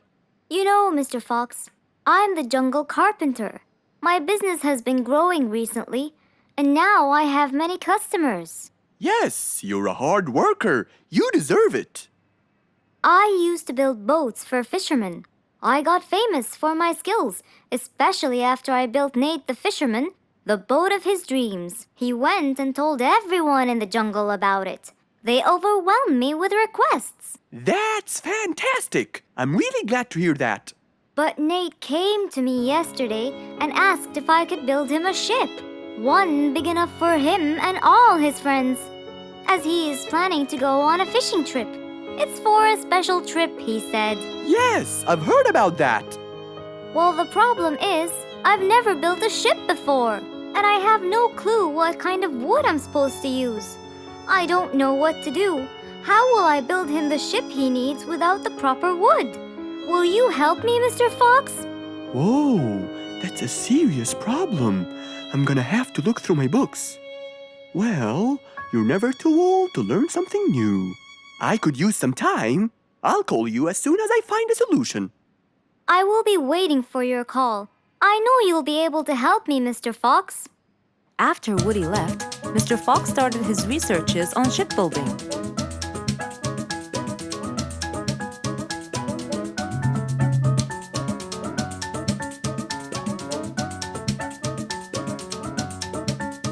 After hours and hours of hard work, he finally got it. Yes!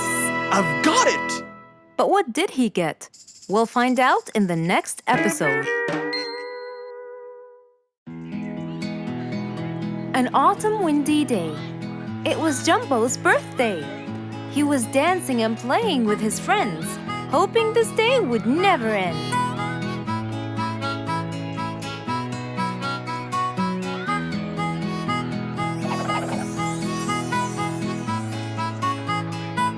Everyone ran to hide all the same, but Jumbo slipped and fell. And that was the end of the game. All the animals heard the fall, but Mommy Jumbo ran before them all. Jumbo!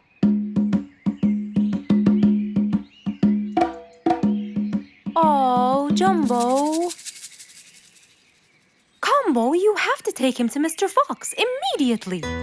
So, without further delay, off to Mr. Fox's house they hurried away.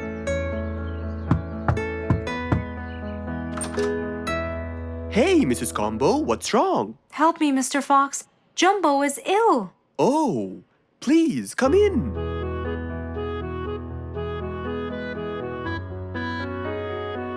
You look cold, Jumbo. I'll get you something hot to drink. Thank you, Mr. Fox.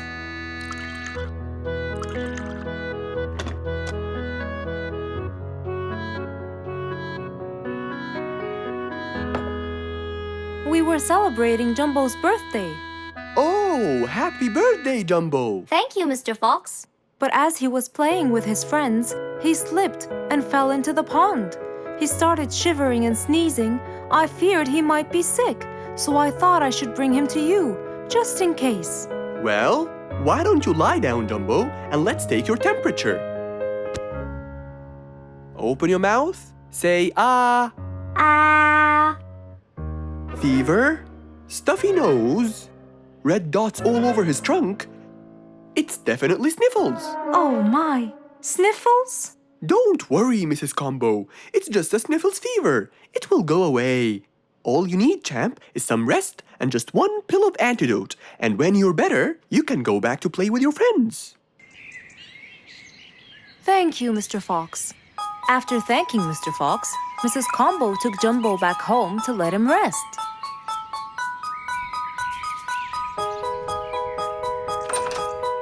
All right, Jumbo. Now all you need to do is follow Mr. Fox's advice and keep Mr. Thermometer under Under my tongue? To find out if I'm all better so I can go outside and play with my friends? But first, you gotta Keep my thermometer in my mouth? right, son. You can count on me. Now, you'll stay put and oh, sorry. Call me when it beeps.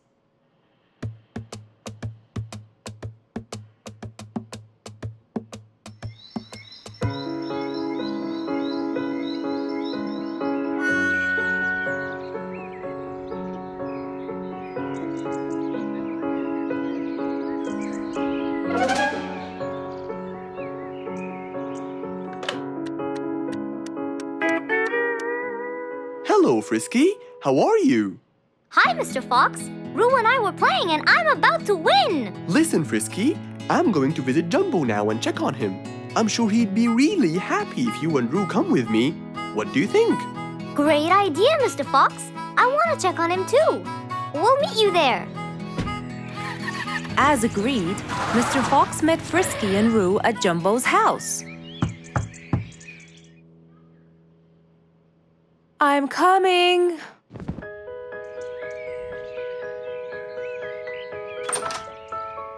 Hello, Mrs. Combo. We came to check on Jumbo. I hope he's feeling better now. Why, yes, Mr. Fox.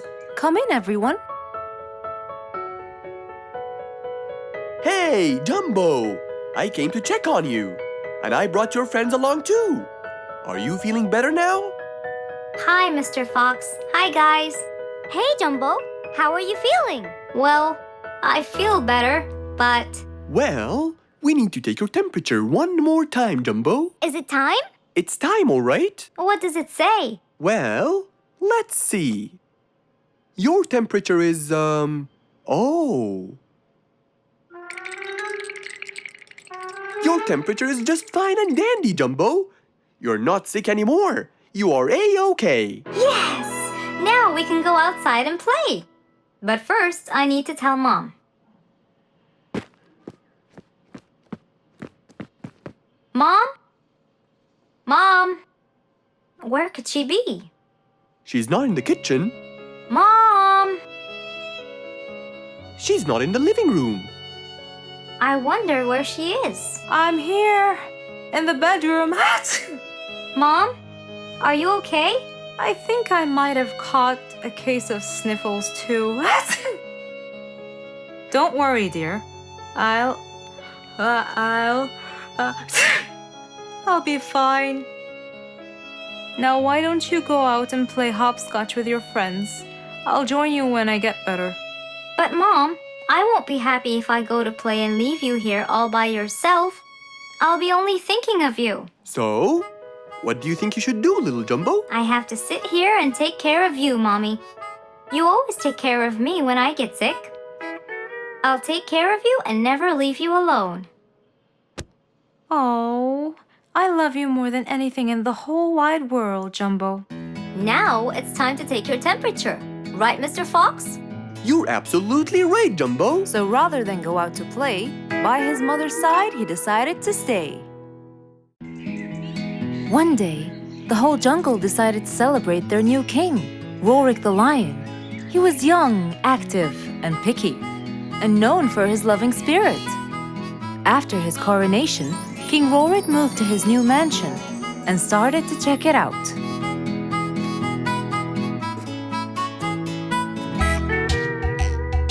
Great, and that's my throne, right? Exactly, Your Honor. Well, I'd better check it out. Yes, please do.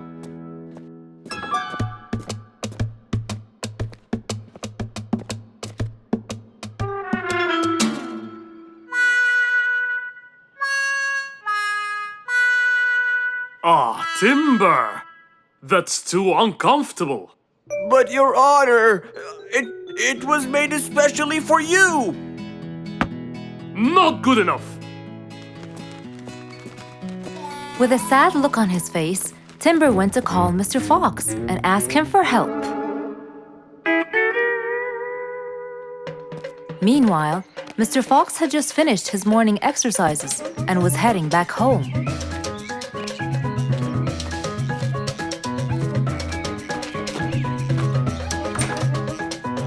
After a cold shower, he changed his clothes and had some tea.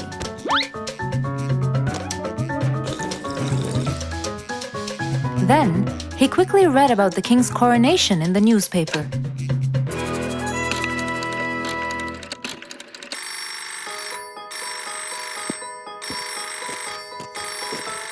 Hello? Hello, Mr. Fox. Can you please, Hello, Mr. Fox. This is Rorik. Oh, hello, Your Highness. How may I help you? I need you to come immediately. There's a huge problem, and I'm pretty sure that you're the only one who can help. I'll be right there. So, Mr. Fox quickly took his keys, hopped into his car, and drove towards the king's manor.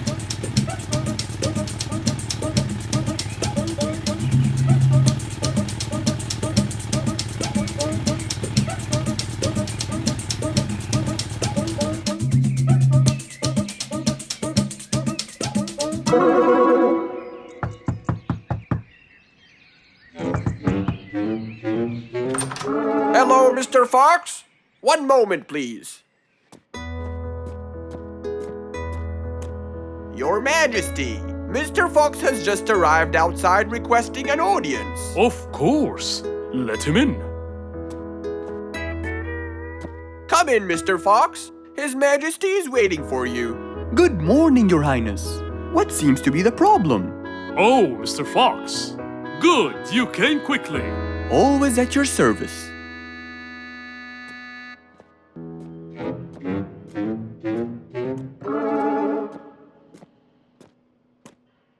Well, I was at my coronation, and I thought I would check out my throne. But unfortunately, I felt too uncomfortable. Can you believe that I'm gonna rule the jungle on an uncomfortable throne? But I hear it was carved out with the best kind of stone.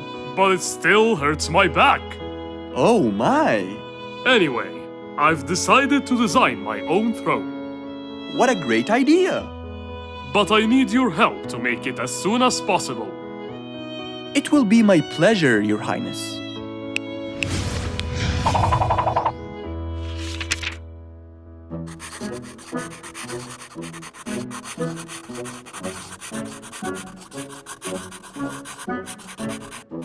Mr. Fox designed a new throne for the king, but the king didn't seem to like it. I know just the thing for you. Mr. Fox took his tape measure and got to work. He took measurements and made estimations. This wasn't going to be easy, but Mr. Fox was gonna give it a try anyway. He hopped into his car and took off for the jungle store.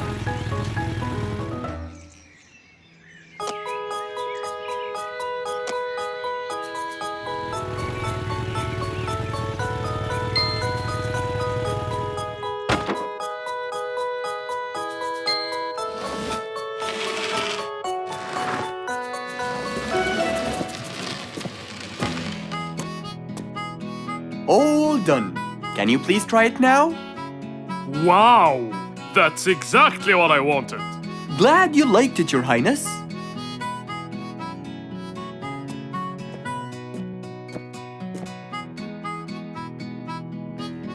And there you have it, the new king of the jungle. Just imagine if you woke up one day and all your food was gone. Your house was a big mess and the oven was turned on. What happened exactly? You really can't tell. But that's what happened to our friend Giselle.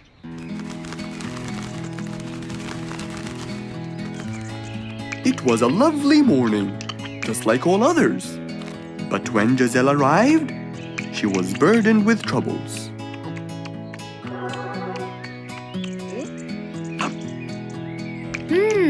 These are good. Yeah, my mom makes the best pancakes in the world. Look, it's Giselle. Hey, Giselle, come join us. Have some of these delicious pancakes. Thanks. I'm not hungry. What's wrong, Giselle? You guys, I think a thief broke into my house. What? Food has been going missing from my home, but I didn't think much of it. But the amount of food disappearing kept getting bigger and bigger. And yesterday, all of my food went missing. And there was a huge mess at my house. I even found the oven turned on. My house could have burned to the ground. Oh, I'm so sorry to hear that. Are you okay? This sounds really dangerous. What if this happens to my house next? Calm down. Whatever it is, I'm sure we can deal with it. Giselle, let's go to your house and check it out. And so, they left for Giselle's house. They had no idea what would be waiting for them. Oh dear, what a mess. Did you not hear them at all? I heard noises, but by the time I got up, they were gone. Did they take anything else other than food? No, nothing else is missing. So how do you explain all this mess? Maybe they were trying to find their way in the dark. I think Bingo's right. They didn't want to turn the lights on so no one would see them. Yes, but there are more important things. A thief had been here last night, and I don't think Giselle had time to worry about all the dishes. You're right. These are not mine. I didn't use these. That means that whoever was here didn't just steal the food. They ate it all here. That would explain why the oven was on. They cooked. Okay, calm down. We'll figure out a plan to catch them. But first, let's clean everything up. They started cleaning the house, trying to help their poor friend out, while being so worried about what's going to happen next. Any idea how we're going to catch them? I have an idea. We'll have a neighborhood watch. You know, we'll stay up around the house so we can catch them as soon as they come near. Sounds great. Giselle, why don't you go and get some sleep? We'll take care of it. Thanks, guys. They all sat in anticipation, ready to jump on the thief without any hesitation. But hours passed by with no one in sight. They started to become very, very tired. Does anybody else feel a little bit sleepy? Yeah, and cold, and a little hungry.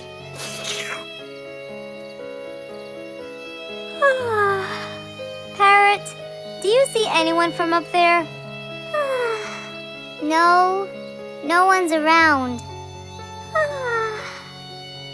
Guys, you can go home. I'll stay here for the rest of the night.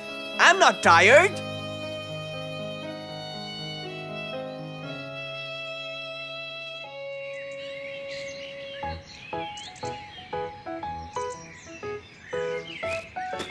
Good morning.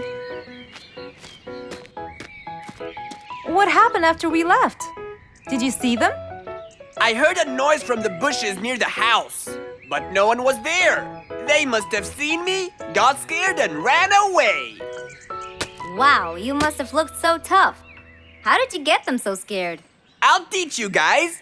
First, you have to stand chin up, hands on your waist, and look so focused. Then, you walk back and forth in front of the house, so they wouldn't have a chance.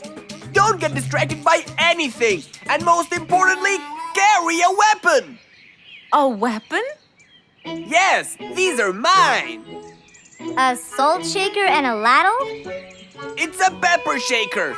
You sprinkle it in their eyes and then hit them with a ladle. Ooh, scary. Okay, I think I got it. I'm going to be on neighborhood watch duty tonight. I'll go get ready. See you all later. And so, with a big responsibility to bear, Bingo guarded the house, steady and aware.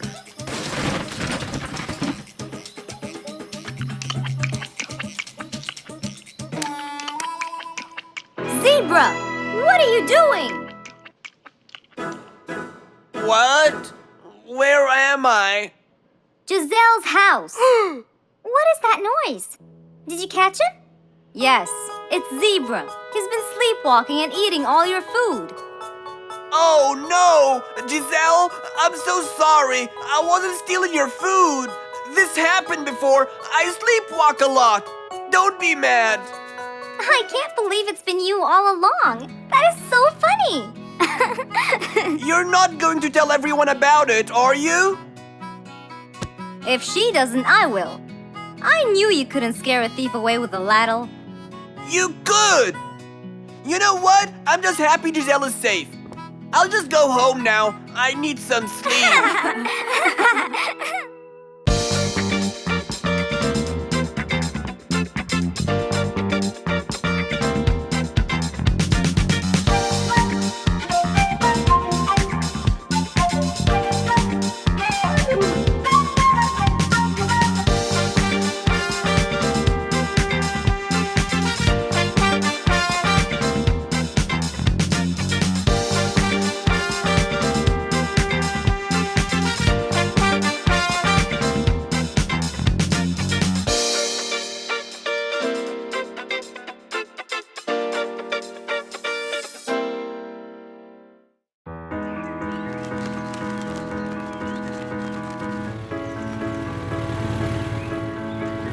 One beautiful spring morning, though tired and sleepy, Mrs. Sharpie the post owl was on her way to Alfie's house to deliver a parcel.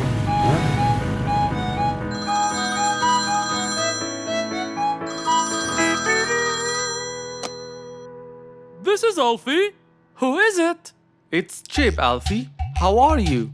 I'm fine, thank you. Great! I sent you the new sheet music, which you have to rehearse. Of course. I will as soon as it arrives. As soon as Alfie hung up the phone, he heard a knock on the door. Good morning, Mr. Alfie. I have a parcel for you from Mr. Chip. Oh, thanks, Sharpie. I better start. Alfie took the parcel and got out the sheets. And then he went off to practice. Alfie the sea elephant was relaxing on the seashore, for it was his favorite place to be. He loved playing his violin, but suddenly the strings became so thin. And as he gave it a hard play, the strings snapped, and Alfie's face turned pale gray. Huh? Oh no! Not my violin! It's my one and only hobby! What shall I do? Oh, I know! I must go to Mr. Fox! Alfie walked towards Mr. Fox's place, hoping that he could help and solve his case.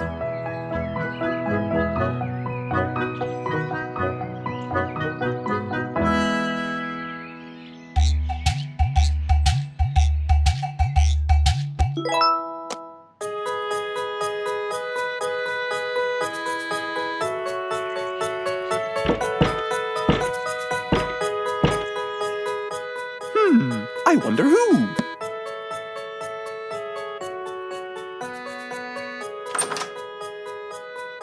Alfie, our star musician. Welcome.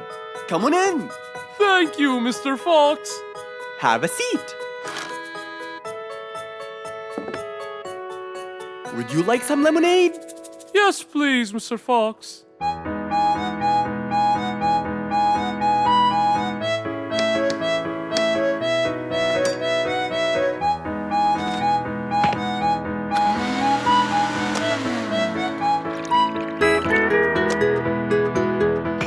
Mr. Fox came back with a glass of lemonade. He gave it to Alfie, then he noticed his violin. Oh, what happened to your violin?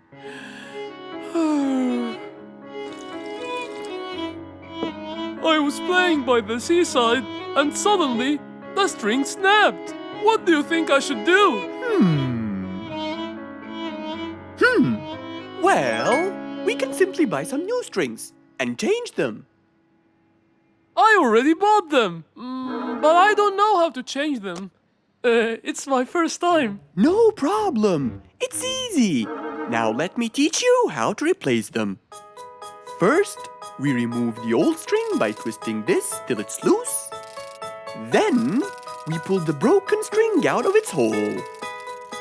After that, we twist the tuning peg on the other end and pull the other end of the string from its hole as well. See? Now the whole string is out. We insert the thin end of the new string into the hole of the tuning peg. Then, bend the string around the hole like that and fix its other end into the other hole.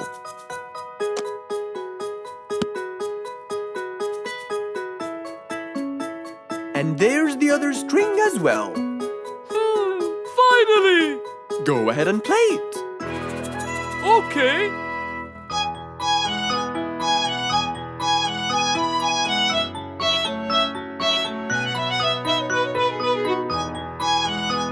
With his violin finally fixed, Alfie walked out the door. He went back to play on his favorite seashore. Who can you always count on? They're always there when you're feeling down, ready to draw a smile and remove that frown. They make a bad day so much better, especially if you share toys and play games together.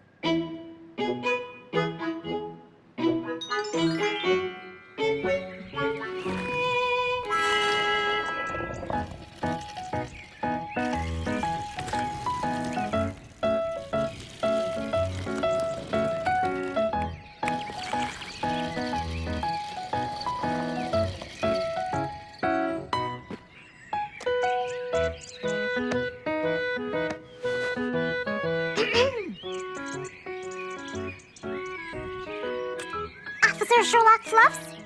I'm with you, Officer Poppy Holmes. I think we're moving in the wrong direction. You might be right, Officer Poppy Holmes. I can see footsteps in the opposite direction.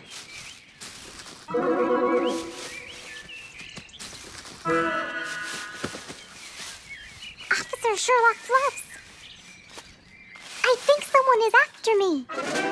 Run, officer! Run!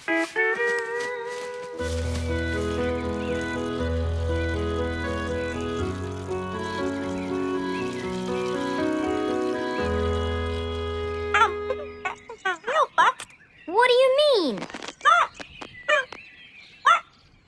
Poppy! Poppy! You there? Poppy! I can't believe we lost the connection. Poppy! Poppy, where are you? Filled with worry, Fluff searched and searched for Poppy, but he couldn't find her anywhere.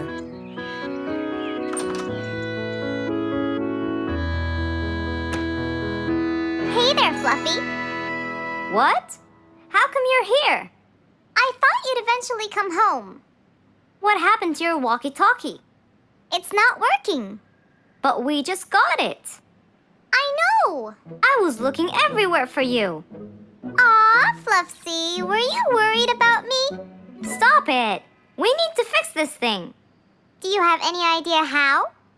Hello? You're the smart one. But I'm not much into technology. You know that. At least take a look at it. I did, before you came. I got nothing, really. Should we go over to Mr. Fox? I think we should. Let me change first.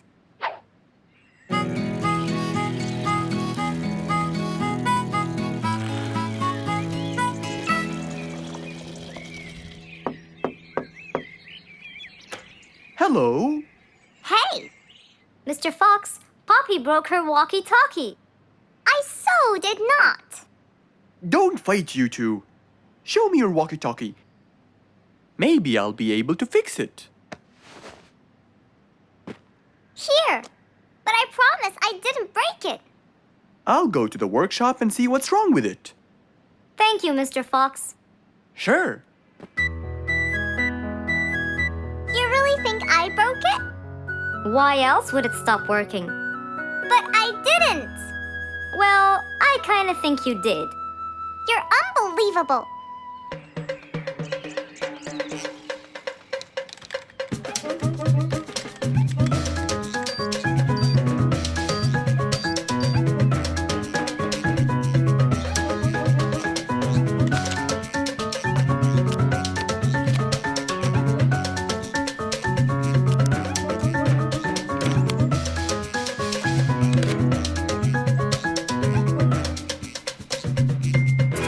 It's working just fine. I told you. Well, it wasn't before. I tried it. I know it wasn't, but now it is. See, Poppy, you did break it. And Mr. Fox fixed it. It wasn't broken, Fluffs. It just ran out of batteries. I'm sorry, Pops. Never mind. I was worried about you, though. I know. I have a wonderful brother. Brothers and sisters may fight every now and then, but at the end of the day, they're still best friends.